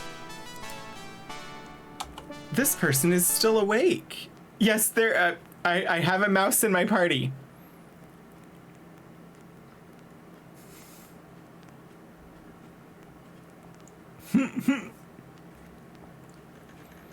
You can't move an unwilling cat.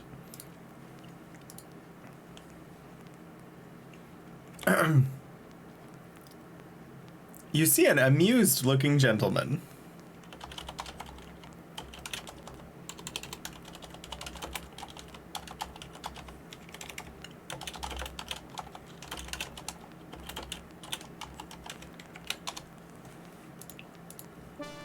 Come by the cat's lair when I'm open for business. Fine. We'll do that.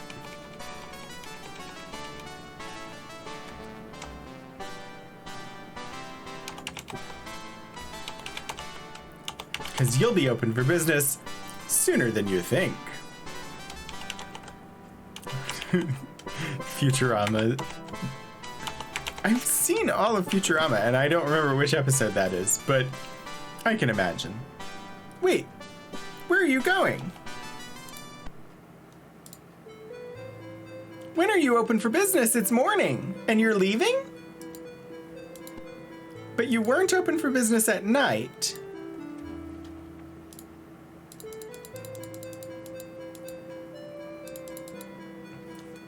Well, huh.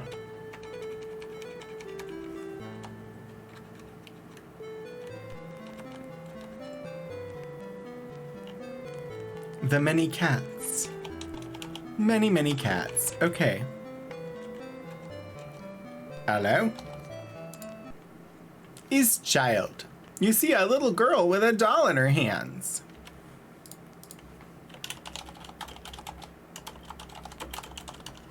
She will always have that doll. It's a bar. I did not, I guess I didn't recognize that it was a tavern. You are correct. Now, will you be still? They won't hurt us. She hugs her doll close. What do you want? Meredith, Cassandra Lambie. Oh, it's that time again? Wow. Time flies. Thank you. I will stretch. I will hydrate with liquid.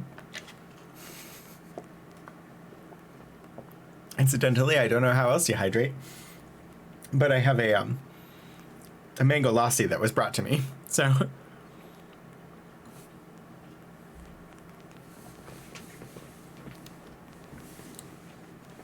I'm somewhat enjoying that.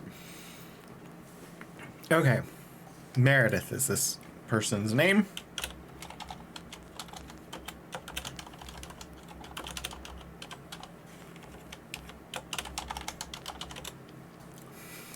I am going to ask this child their job.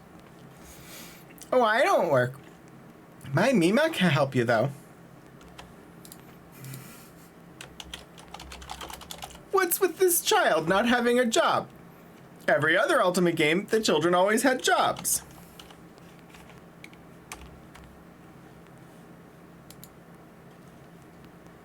Cats mainly hydrate in the wild with fluids from their prey. Interesting. I mean, I suppose that makes sense, but in fact, most of our hydration comes from the foods we eat, not the water that we drink. Have you heard of that, Becky? She says to her doll. Well, it was a keyword.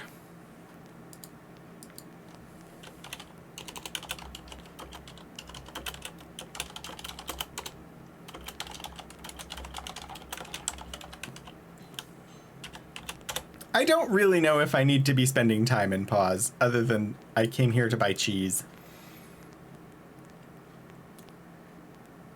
I will definitely talk to Dr. Cat.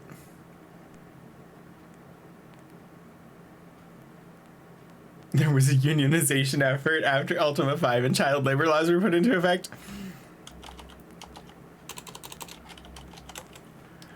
My grandma. She's around here somewhere. All right, bye. I should have asked about Becky, but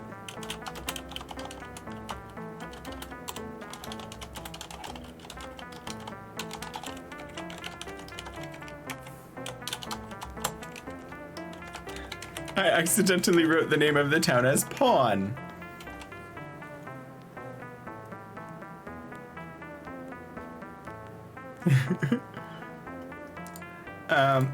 Yeah, like I don't really have an actual like in-game reason to be here in pause, except that I wanted to buy some cheese and there's a dairy here.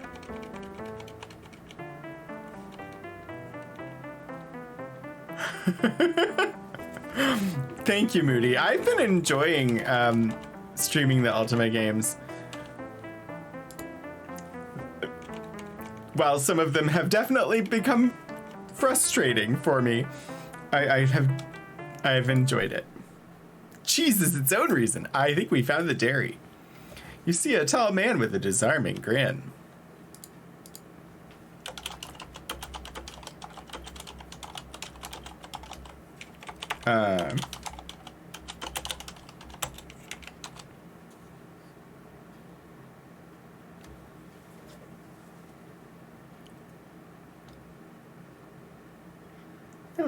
I have a notification telling me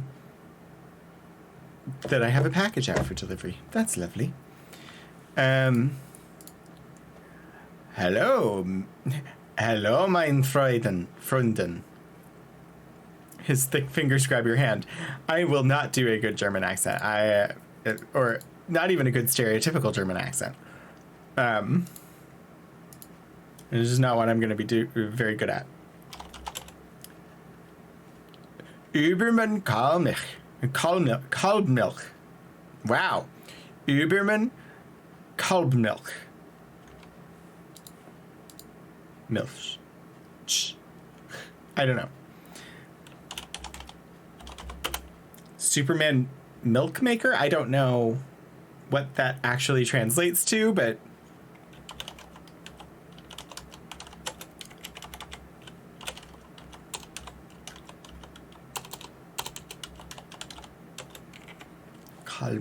Kalbmilch.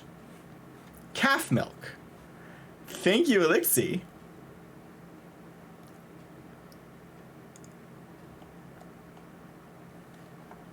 He's probably in the dairy business? I believe so, but the next question is job. I milk the cows und make the cheese.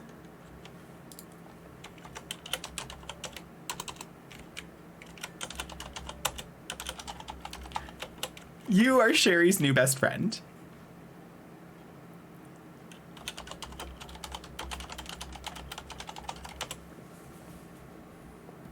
It's the only way to really enjoy Ultima 2. Ultima 2 was just...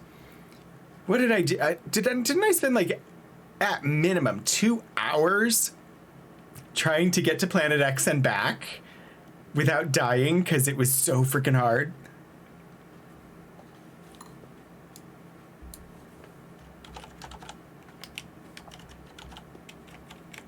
It was like an entire stream of its own.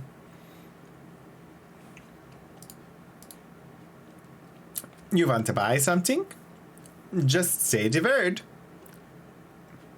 And see, then I threw in a word instead of word. All right. At your service. He snaps to attention.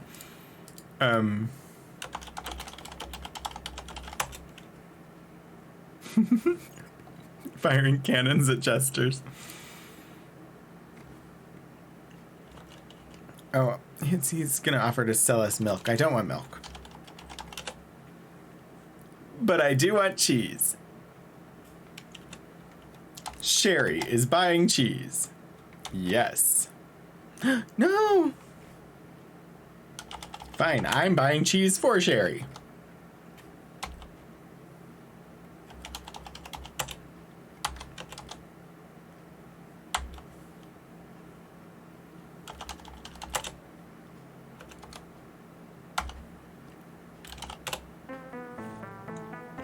Take care among the British now.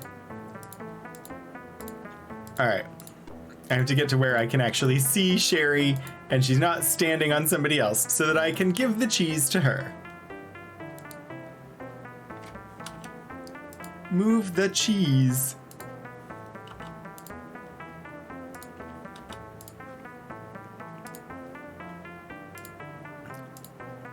Sherry has cheese!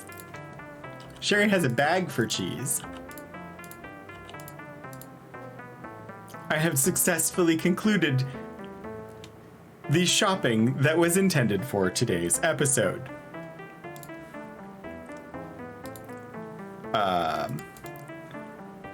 The shopping list is complete. I'm still gonna run around pause. Commerce ensues.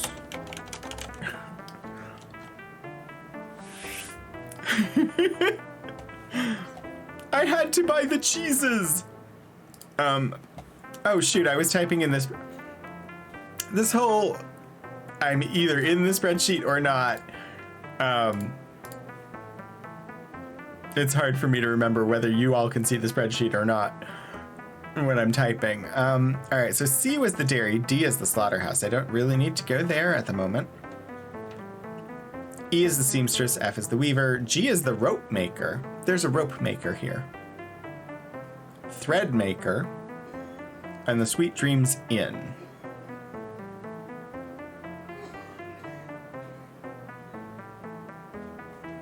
I don't know.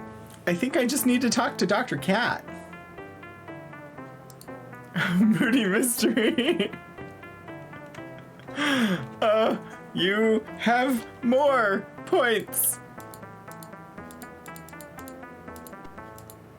Oh, and we entered the slaughterhouse anyway because I didn't know where I was in town, even though literally looking at the map.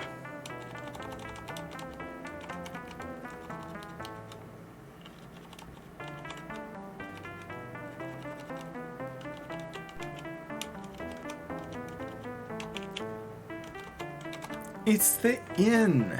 Let's go in. It's called the Sweet Dreams Inn.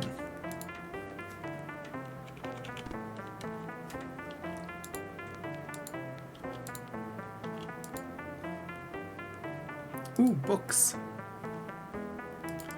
I'm just gonna look. I see me.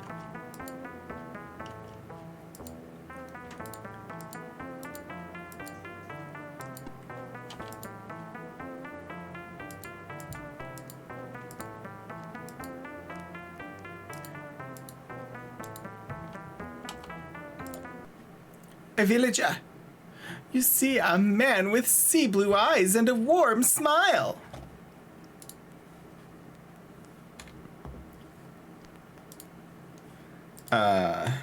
In pause. Man with sea blue eyes and warm smile. Magic armor intrinsic.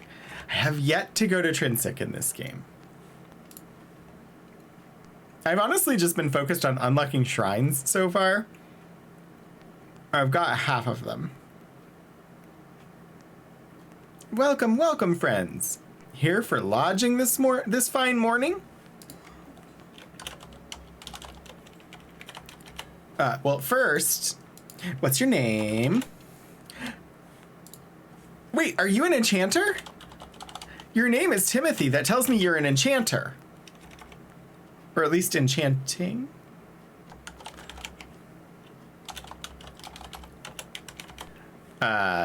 Timothy, he flashes a friendly smile and nods. Joel, it is a busy one, this job. That is. I find it rewarding, though, meeting friendly faces. Maybe you want a room, eh? Runs the inn. Oh. There's a word for that. Innkeep. Right. First, we're going to ask you about your name. Are you an enchanter? I'm named after my uncle. He was a kind soul. Was he an enchanter?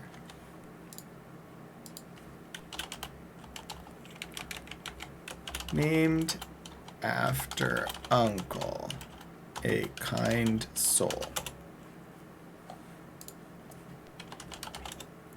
Sir Timothy Enders Daverstock. He was a famous knight in these parts. Sir Timothy.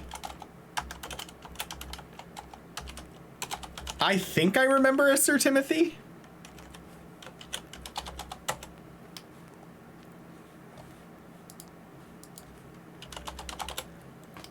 He is perhaps best known for his courage in battle.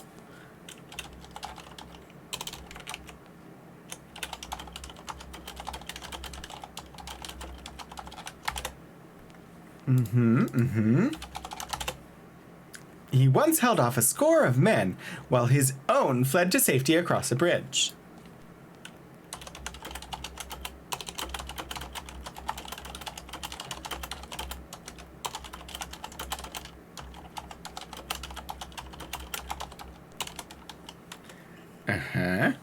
Sure. Yeah, I don't really remember anything about Sir Timothy, but I seem to remember a Sir Timothy. But it could just be like me thinking that I should remember it. I don't know.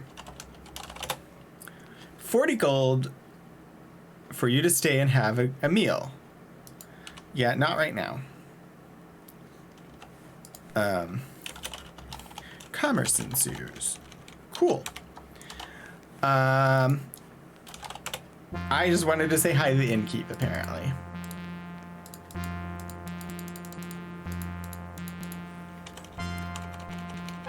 Okay, so I presume that it is at the cat that we will find and speak with the doctor of the cat.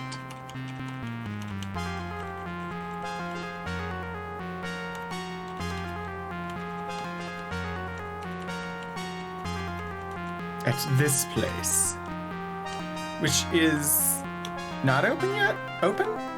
Hello? Hello, patrons. A musician appropriately dressed for this channel. What else are you going to be known for courage in? My uncle was best known for his courage in sewing. Well, fashion courage is a thing, right? Zikatzlea. And we see a musician, a charming fellow with a peacock feather in his cap.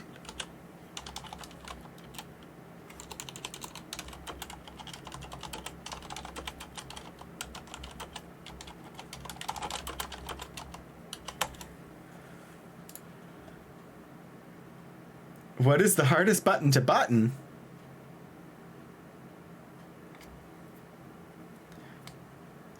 I mean, I was always afraid of sewing machines after I had a needle shatter on me while I was using a sewing machine and narrowly hitting me in the eye. So, yeah, don't like sewing machines. Welcome, welcome! 'Tis always a pleasure to see a new face. My name is Mandrake, and what may I call thee?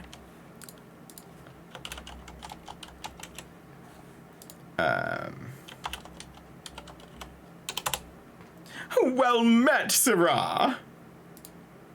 You look like the sort who knows how to enjoy a good story. I mean, we'll ask you for a story in a moment, because I have things I'm supposed to ask musicians. But first, tell me your job. I travel all over to spread important news throughout the realm, and tales and songs as well. Gossip. I wrote down his job is gossip. News, tales, songs.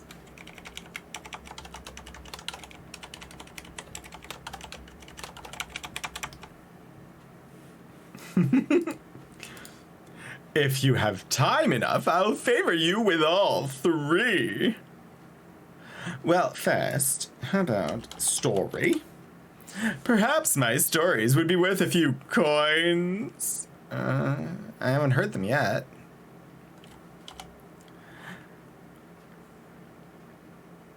Oh, great. Is this going to be the more you pay him, the better the story, or the more useful the information?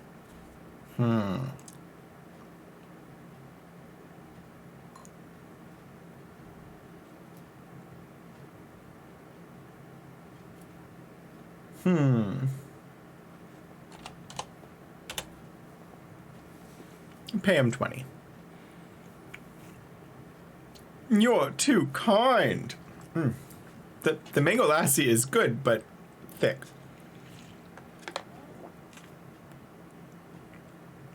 I need to remember to drink it when I'm not actively reading things. Mandrake tells you tales for quite a while, yet listening to them you lose track of time. Hang on.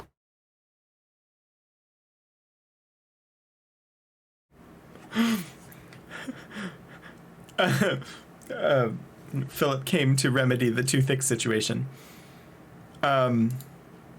He tells you of ships sailing off the edge of the world, of earthquakes, and mad wizards and fierce battles.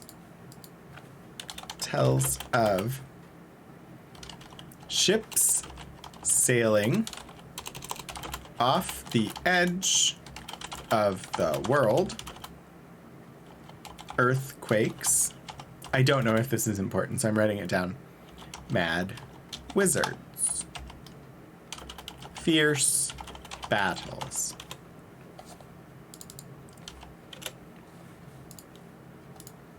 He speaks of spells that halt the flow of time, a man who found a way to fly, and the strange secret of the wisps.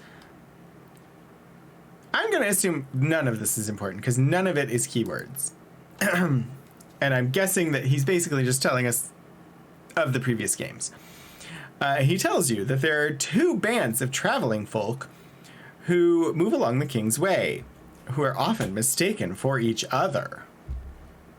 It is? Write it down? Okay, I will. We'll say it again. Because I've already passed that part, but he speaks of the pirate ship Empire, which was much dreaded in its day, and of the giant ants that can be found in the dry land. Your head is filled with wondrous visions, but finally he notices that Dupree has begun to doze off and decides to bring his tales to an end. All right. I will pay him money again. It's not? It's fine. I'll write it down anyway.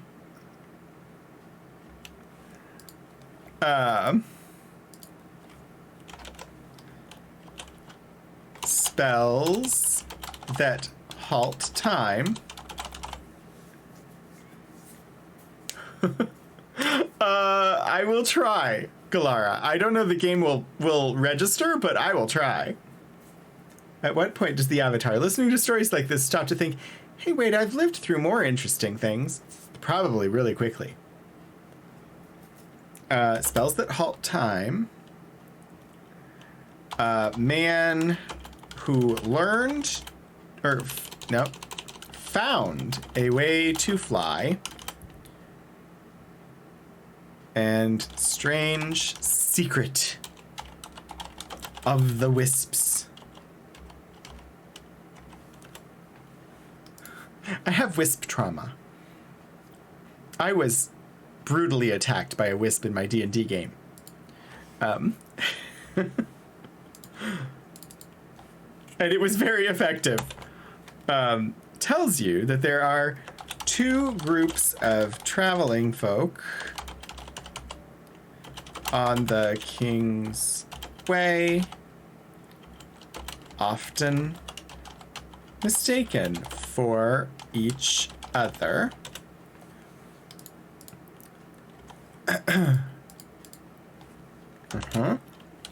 Pirate ship Empire, which was much dreaded in its day. Giant ants in the dry land.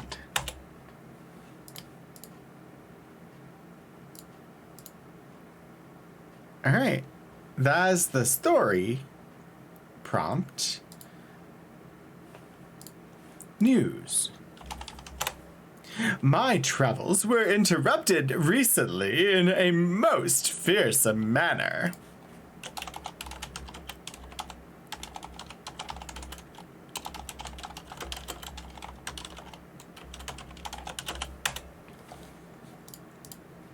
I was captured by the gargoyles and taken down to the other side of the world where they held me prisoner.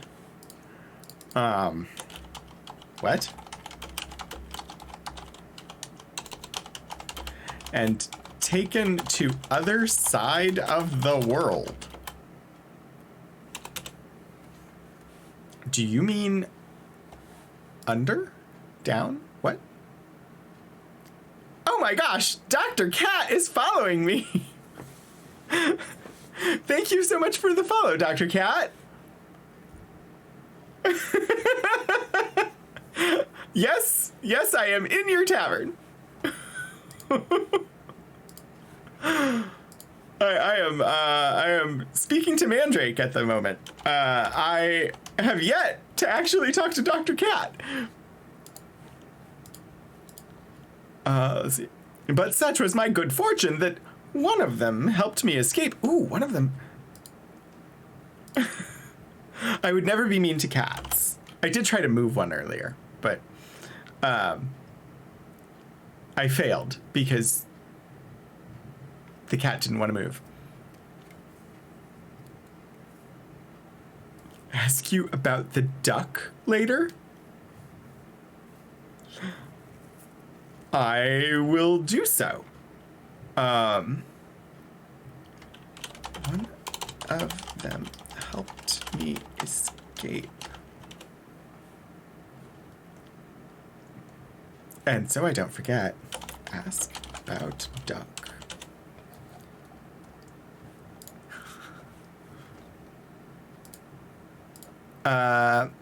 He spoke but little of our tongue, but I believe he said his name was Belem.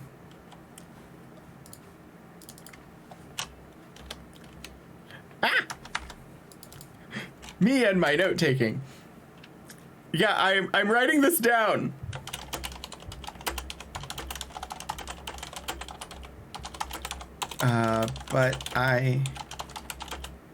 He said his name was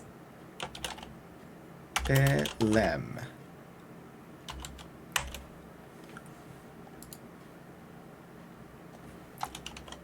All right, let's ask about Tails. Maybe, I mean, we're in the cat's lair. We should ask about Tails, Tails, but perhaps my stories would be worth a few coins. Sure, we'll throw 20 at him again. You're too kind. Mandrake tells you the tales for quite a while, yet listening to them, you lose track of time. Oh, these are the same as the story. I just paid for the same thing for a third time. Okay. This is fine. I'm not actually that worried. We had plenty of money. Same as story. Songs. I sing better if I keep my belly full and my wineskin as well. Would you care to donate a coin or two? Yes. I'm gonna throw 20 more. Thank you kindly. Okay, here we go. Oh dear. Now, are we gonna do this again? I think we are, but I think I have to have a change of wardrobe first. Who doesn't sing better with wine and food? Okay. If I'm gonna do this, which I have done every time they've had a song in this game, I have to do it with a different hat. Woo. Wait, Dr. Cat is the real Dr. Cat who wrote most of the dialogue and was the basis for the character Dr. Cat here. Amazing. Well, it's also amazing. Welcome. Thank you for coming. I'm going to try and improvise music and song. Yeah, a free hat trick because I couldn't sing as this musician without putting on my bicocket. Like, literally couldn't. The dragon is a scaly sort who spouts flame when he sneezes. Many a bold knight has he fought, for he goes where'er he pleases. Mr. Porcupine's naught but spines, to the dismay of him and his missus, for that for which he truly pines is one of her sweet kisses. A traveling girl and a butterfly were out in the woods at play, and when I saw them I said, oh my, what a perfect sunny day. There, improvised music, and oh, have fun, Kalara. Thank you for joining today. I'm actually gonna do this again so that I can actually write that down, but I couldn't write it down while singing it. We've given him, I think, a total of 100. You're not the only improvisatory musician on the platform. Yeah, every time a song has come up in this game, I have just made up a tune for it on the spot.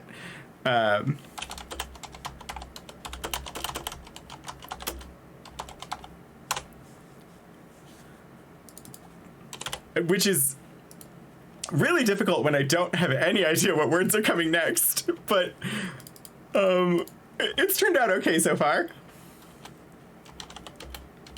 Spouts flame.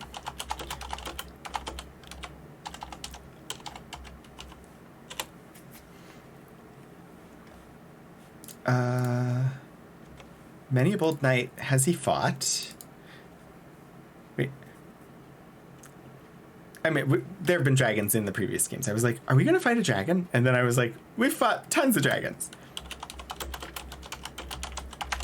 The reason my brain did that was because I saw a headline last night about the sequel to Zelda Breath of the Wild.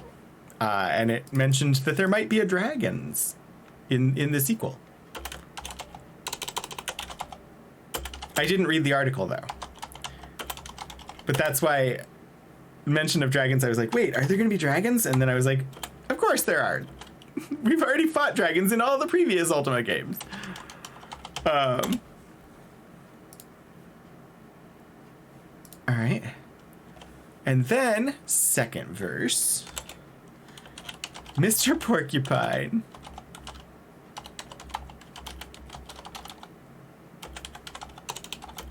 Naught but spines.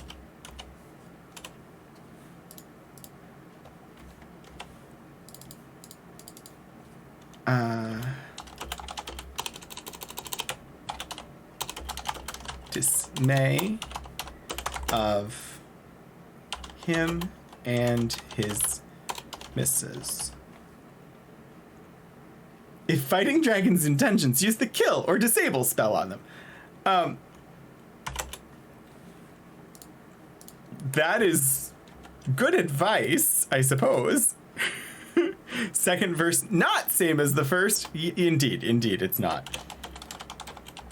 For which he truly pines. I don't have kill or disable yet, but is one of her sweet kisses. Sweet kisses.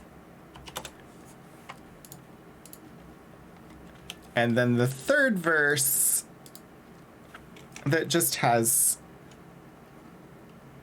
what today is known to be a derogatory term at the beginning, and so I switch it.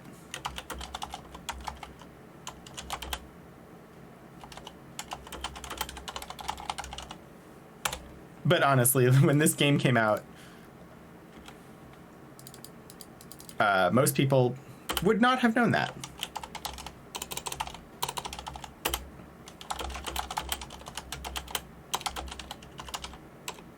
Out in the woods at play.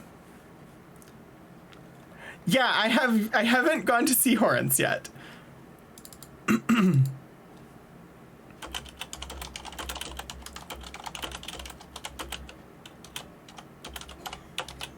I'll get there eventually. I've been enjoying running around and talking to all the people, though.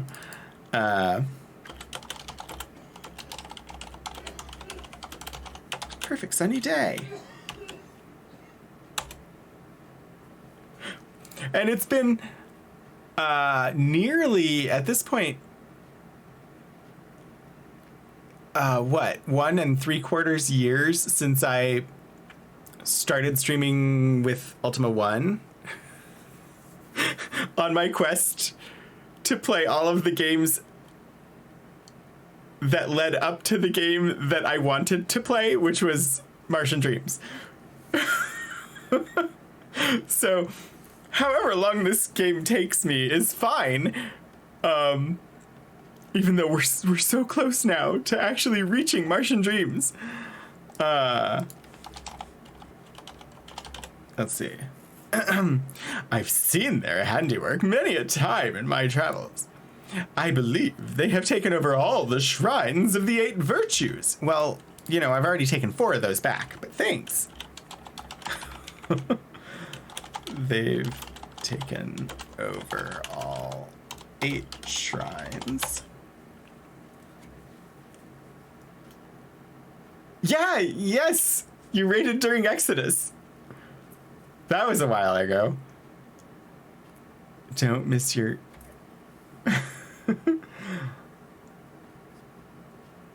Oh, wait. Ultima Runes of Virtue. I'm not familiar with that one. Game Boy Ultima. Wait, there was Ultima... See, I never... Growing up, I did not even know... Like, I knew Ultima from the PC, and that was it. We had Nintendos, and I didn't learn until I started, like, streaming and would occasionally, like, look up things about the games in, like, trying to get the GOG version to work properly, or I didn't even know that they had ever been released for the Nintendo systems and for consoles, like, because we just played them on the computer.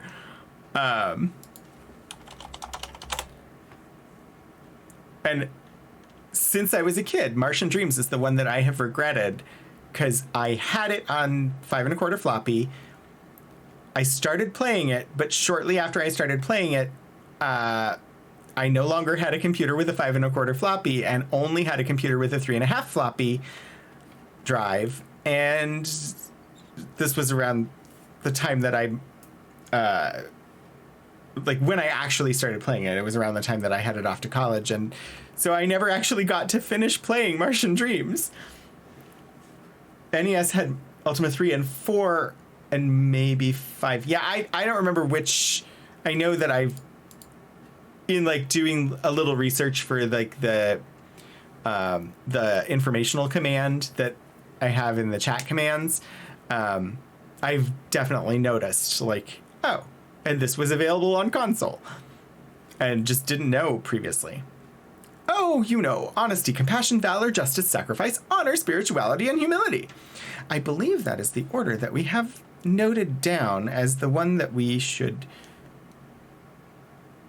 be aware of. Honesty, compassion, valor, justice, sacrifice, honor, spirituality, and humility. That's the same order that Tholden mentions them in. And by Mandrake. So I do think that that is the order of the runes. Lists them. That's what you get for choosing such stuffy principles as a basis. Oh dear, stuffy. That is the standard order. Well, but so there was a mention at some point, I don't remember if it was in the walkthrough or in a conversational note, that we would need to know the order at some point in this game.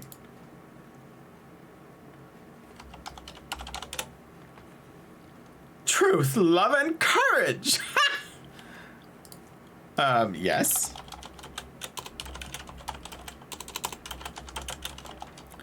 Those were the 3 principles. And that is the order I had them in. If it had been up to me, I'd have chosen wine, women, and song instead. Think of the virtues those would lead to. Oh dear. After so many runs of Ultima 4, they're basically burned into your brain. Yeah. I don't know that I've ever played a game enough to get to the point where I just know the game's elements, like, without thinking.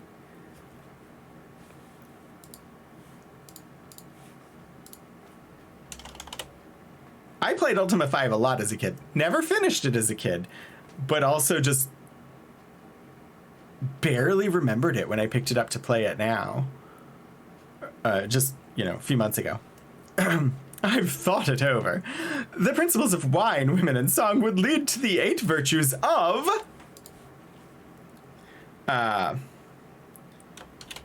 principles of wine, women, and song would lead to virtues of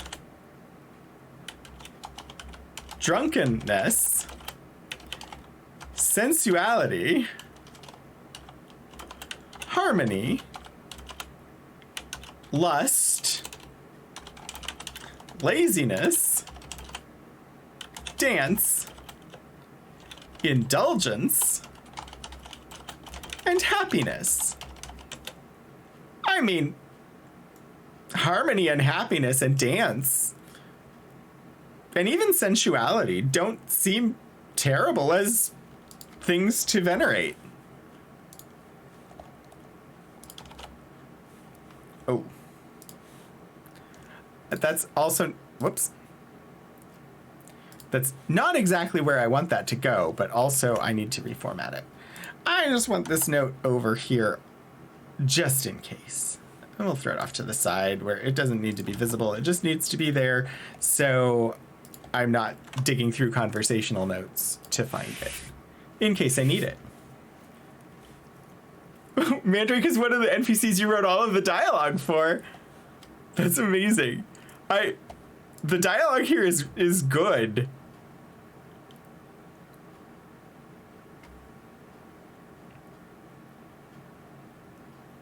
Oh, C64 had a bug where the demon gave you the wrong coordinates for one of the shards in the underworld. That would make it hard to finish. Now, there would be the foundation for a fine world to live in. Hi, Urban Bohemian! I don't think I have any other keywords that I have not already asked at the moment. I'm glad I stopped by Pause today. Well, Aokon, I'm glad you stopped by to chat with me. We must do it again sometime. I'll be glad to play another song for you when next we meet. Mandrake is pretty cool. I don't know. I was looking to come and talk to Dr. Cat, and then Dr. Cat showed up in chat. I love the clue book. The clue book is amazing. All right. Man whose pungent smell greets you before he can. Oh dear.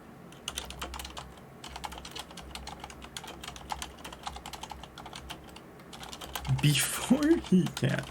I don't know why I'm still writing down character descriptions. That is a holdover from Ultima 4 where people would say, go and talk to the blind kid. I don't. I think there was a description in Ultima 4. It was like a one-handed beggar or something, and that was the only information you had to go on as to who you were supposed to find and ask for a piece of information. And ever since then, I've written down the description Virtues abound, including punctuality. The time is now 6:15 p.m. Eastern, and the end of stream is on the horizon. We have time for another round and another song. Then you may want to save. The one-armed beggar knows the secret of the orbs. Yeah. Well, hello there, travelers. Well, I'm going to ask your name. We'll finish talking to Hendel next week, because I'm going to try and talk to Dr. Cat before the end of stream. Oh, these are all the people, from around town. All right, I'm leaving this conversation. We will return to Hendel. Hendel the what? Well, he handles the meat. I believe this is the merchant that I wish to speak with before end of stream today. Ding. I don't have a ding, but someday I'll have to get that on my channel. The ding sound effect. All right, the amused looking gentleman, who I suspect is Dr. Cat. Wow, we've talked to a number of people since we... Where are we?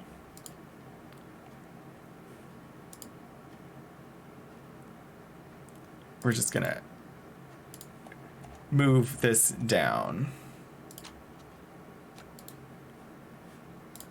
There. I see you've brought me a... Wait. No! I see you've brought me a little tasty mouse to feed my pets. No, you cannot have Sherry.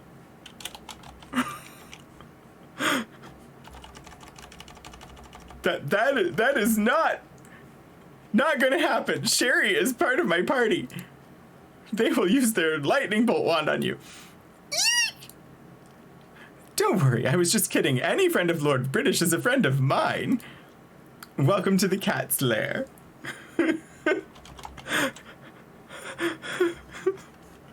It's Dr. Cat.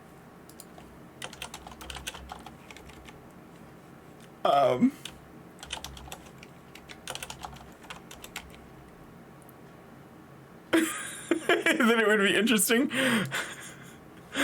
Indeed, so far. First, I need to ask Job. Oh. Let's see. Wow! That is a lengthy job description.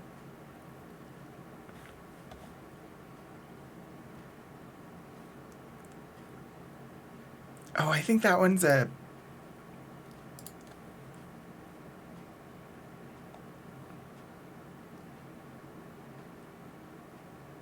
That one might be a subscriber emote. I don't know.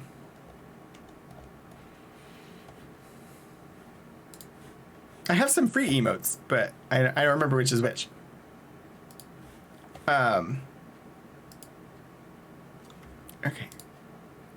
Lots of keywords. Ale, mead, wine, milk, mutton, and patrons. Wait. I should maybe read the sentence because I don't think patrons are food.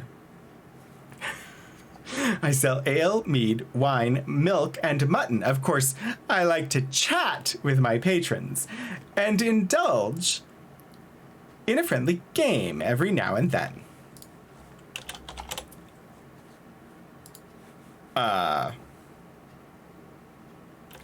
Runs the tavern? Depends on who. Yeah. Yeah, okay. Bum, ba, da.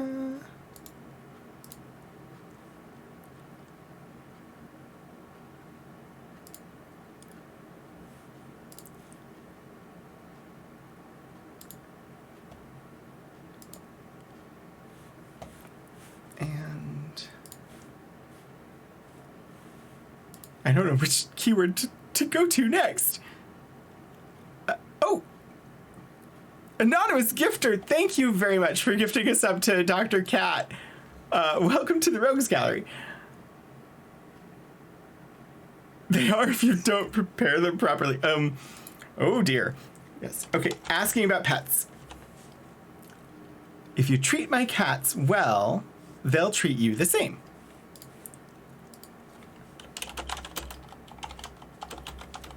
Pets, cats.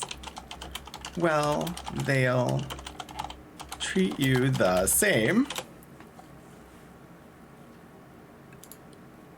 You could play with patrons and eat them if you ask. Oh my gosh, Shadows of Life. Oh my. But you're not wrong. All right, so the cat keyword gives the same. So many Sherry emotes, yay. I don't know what I'm supposed to ask about. Wait. Duck. Oh my. I didn't actually think that was gonna work.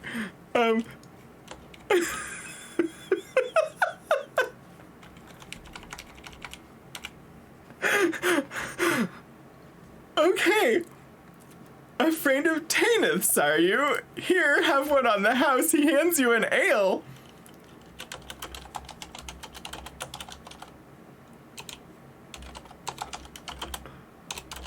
I have to write down all the words, but I did not know.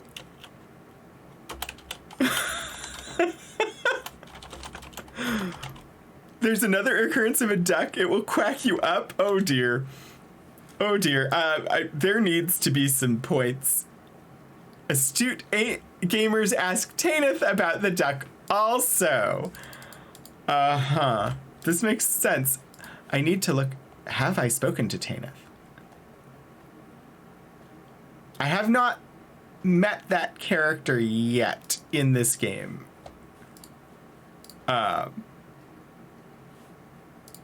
That's going on the quest list. Ask Tanith about duck.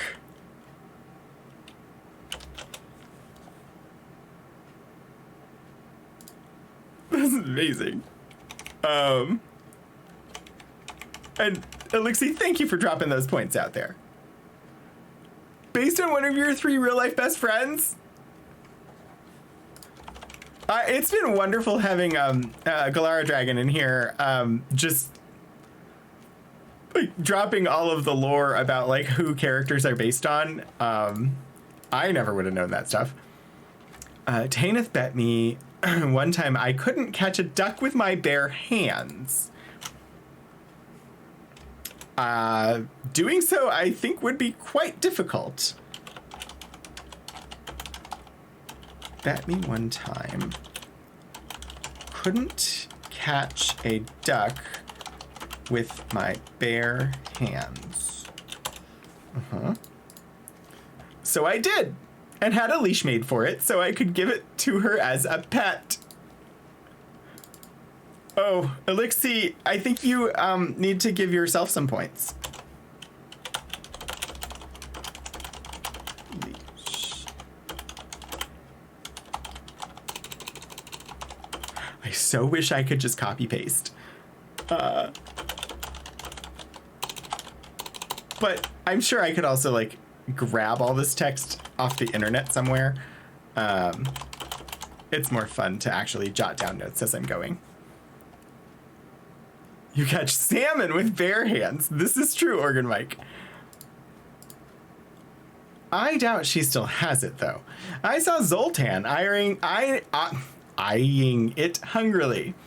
Oh, this is the actual first in-game mention of Zoltan that we've had.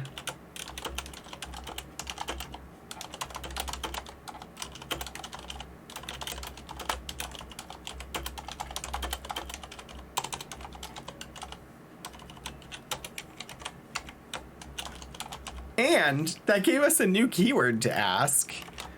Amazing. Oh, you have a rule for that. Well.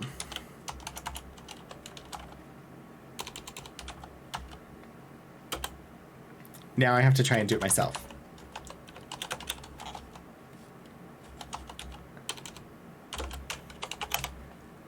Success! I used my own command. You really did catch a duck with your bare hands.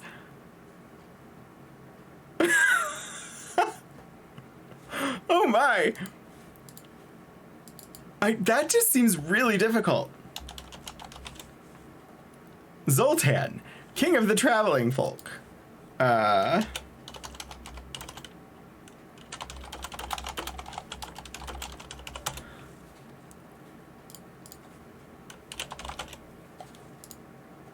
King. I guess you can call yourself king of anything if nobody comes along to dispute it. Uh-huh, okay.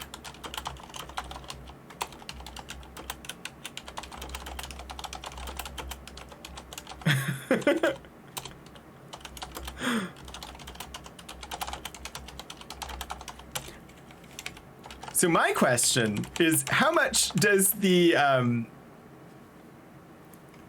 animated image of Dr. Cat in the game actually look like you?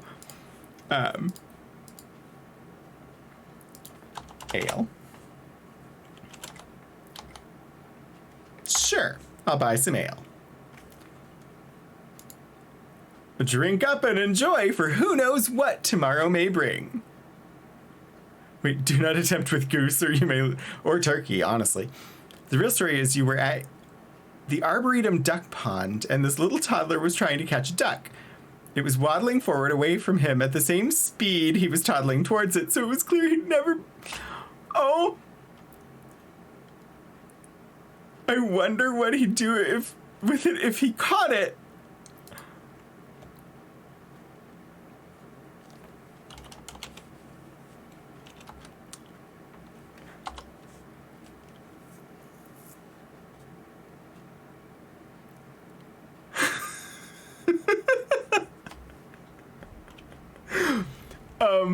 Okay, that is an amazing story.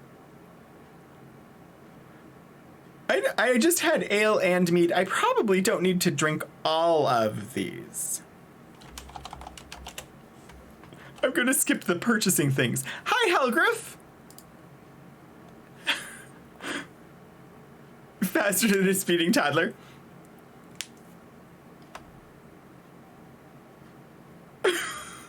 Oh no.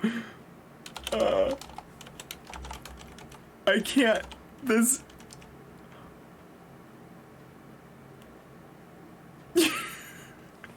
I mean, clearly you had no choice. You had to catch the duck.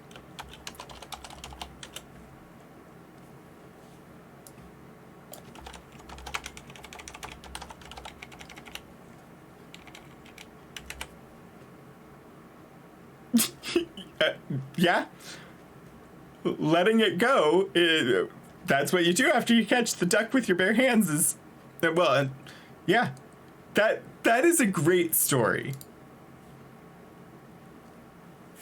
Thank you very much for sharing it.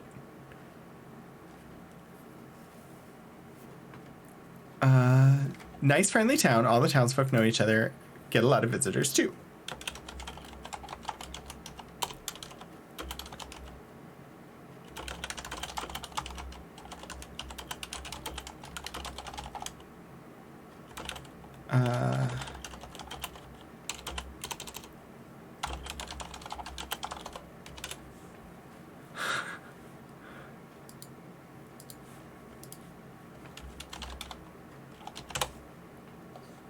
Oh, wow. That's got more keywords. Pause. Britain. Trinsic.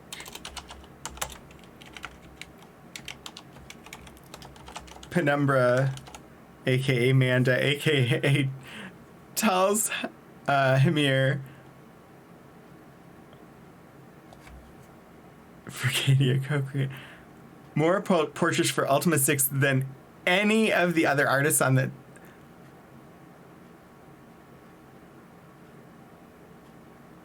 Looks at you funny.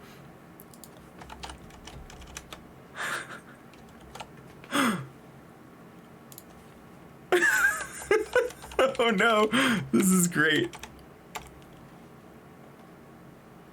This one time in Singapore. Oh dear, Iron Trout.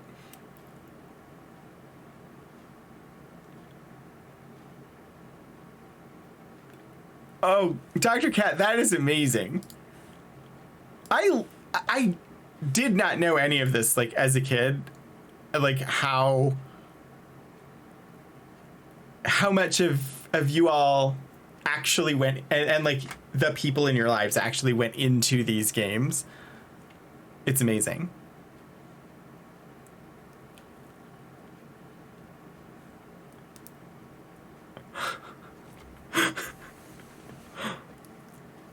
It seems like you all had a really good community. Ultima 6 is funny regarding who got put in.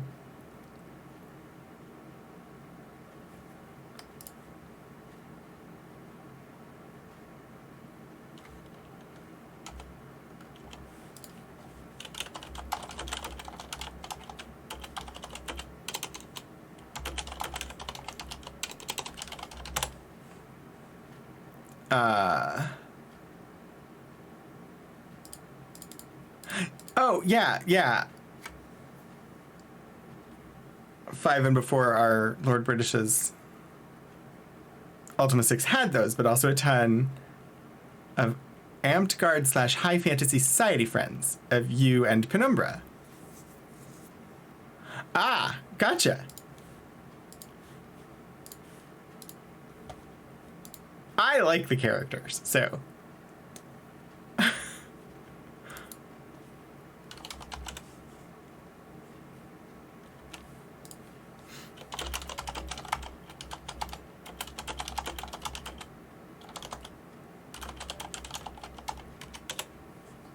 Invited to a banquet one weekend.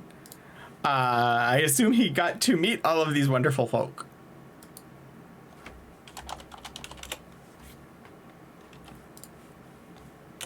Nice place to visit.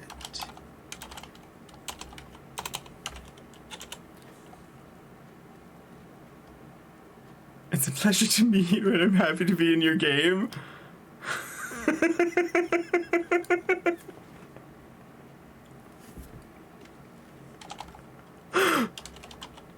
Okay, that is amazing. And just wonderful. Okay. They're great games, and all the stories around them that I have been privileged to hear have also been really, really good. Mandrake was the most entertaining guy in Amped Guard, which is why you wrote so much dialogue for him and made him the narrator of the hint book.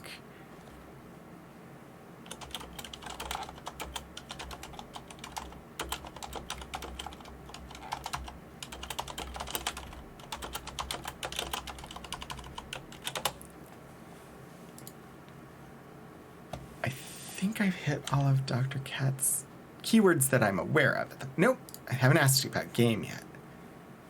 You're not cool, but you play a cool cat on TV.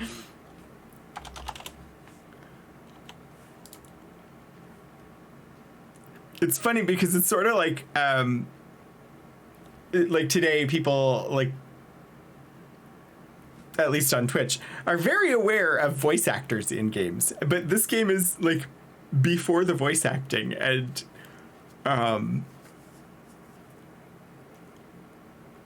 meeting you is sort of the same though, because you created all the dialogue and the characters. And Mike, you should definitely do that. Thindle and Mortude may not agree, but I like a game that provides a little intellectual challenge. Okay, we got more keywords. I'm gonna finish out these keywords, and then I really do have to stop for the day.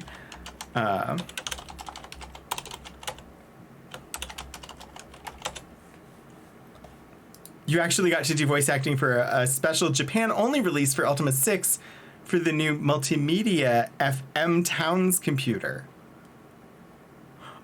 Oh, that's awesome. I know, like, a lot of, like, early voice-acted games were just voiced by people who happened to work at the games company.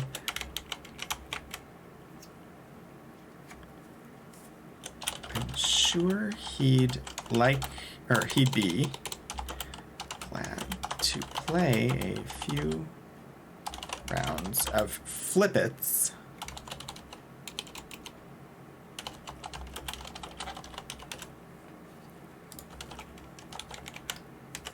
I think I picked like the perfect time to come and visit Pause. Because we've done four of the shrines. And I was like, I need to do shopping. And I wanted to buy cheese for Sherry. So we came to Pause. But this seems like a good moment in the action to pause. And yeah. Moody, thanks. Yeah, I will definitely, after I end, I'll throw a follow over there so I know when you go live. And if I can, I'll drop in.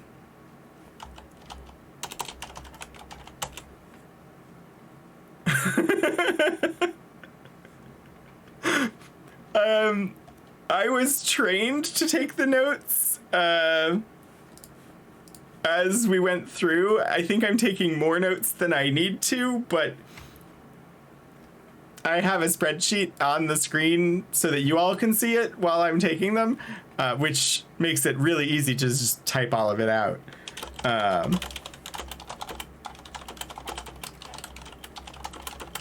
When I started with Ultima 1, 2, and 3, and then I don't think it was until 4 that I actually threw a spreadsheet on the screen for it. Before that, I think I was just doing lots and lots of handwritten notes. Time for a quick game of Nim. Would you care to wager on the outcome just to keep things interesting? I don't know anything about Nim, but sure, I have the money. Excellent. How much would you like to bet? We've been throwing 20 around. Let's do it. Remind you of the rules in case you don't remember. We start with 10 pieces. He takes some colorful glass beads out of his pocket. Each player takes turns taking 1, 2, or 3 beads out of the pile. Whoever gets the last one wins. I'll let you play first this time. 10 beads left. How many do you take? Whoever gets the last one wins. I'm going to start by taking 3. That seems like a good opening move. I honestly don't know what I'm supposed to do, but a 3-inch binder full of Ultima 5 dialogue? Wow. 4 beads left. Whoever gets the last one wins. I've already lost, haven't I? If I take 1, that leaves 3, and he takes 2. Wait, no. Wait. So he can take 3. So if I take... I think I've lost.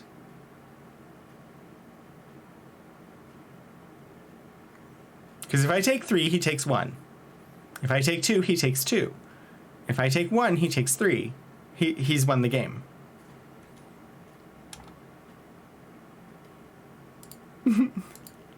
Don't take it too hard. It had a lot of practice. Well, yeah. This is the first time I've ever played it. So I'll put your money someplace safe in case you want to come back and win it back later. Not at the moment. Because, oh dear, perhaps. RRRRHAPS. Play Nim.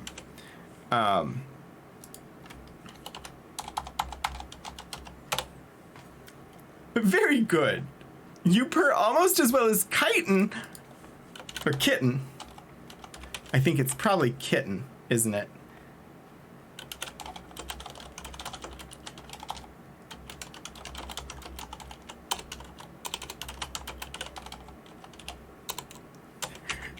I somehow knew there would be a lot of dialogue with Dr. Cat. But I also was like, I can spend the time to do this today. Kitten lives in Britain.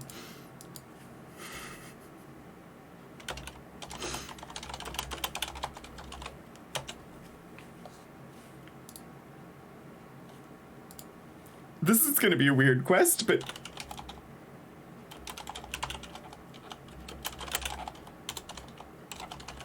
I have to put it on the quest list just to see what happens. Purr for kitten in Britain.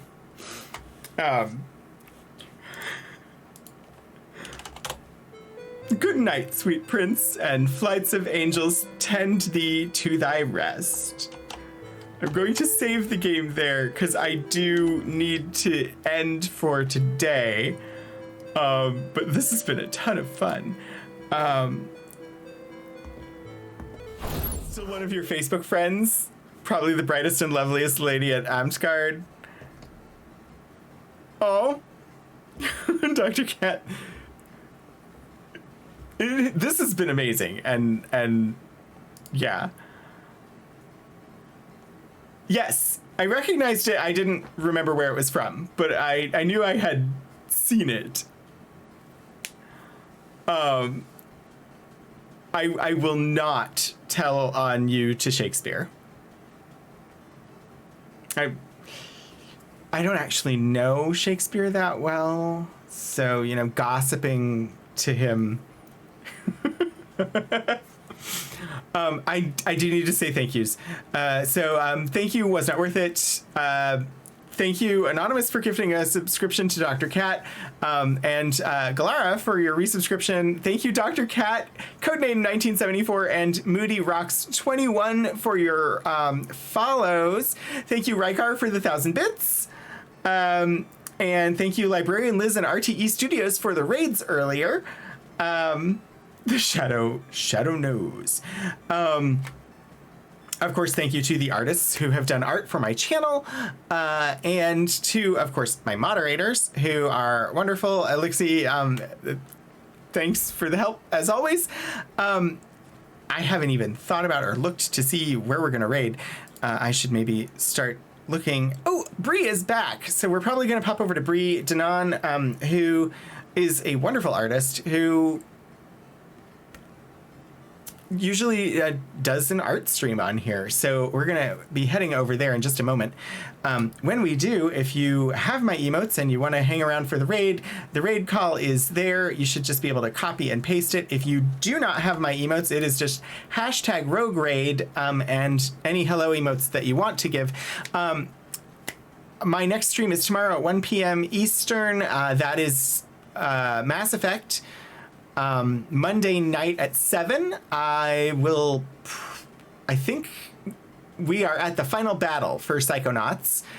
So after finishing Psychonauts, if there's still time left, we'll spin the wheel and, I don't know, see what we're going to do next. Wednesday is my archives stream. Oh gosh. What is next? I feel as though I should know. You know, it's only I just plan the thing. This week on Archival Adventures, we're looking at the Hard Times Blues collection, which is a collection of material about a production of a play about a figure in Virginia Tech history. So that is the archive stream this week, and then we're back next Saturday at 3:30 p.m. Eastern to continue with Ultima 6. The hello emote is just hats. Oh dear. So yeah, that's what I have coming up. Thank you all so much for joining me. This has been especially fun. Dr. Cat, it was especially great having you stop by and share stories while we were playing the game. And it was tons of fun meeting you in the game as well. So yeah, thanks everybody. I hope I see you again soon. Until I do, get out there and do some shenanigans.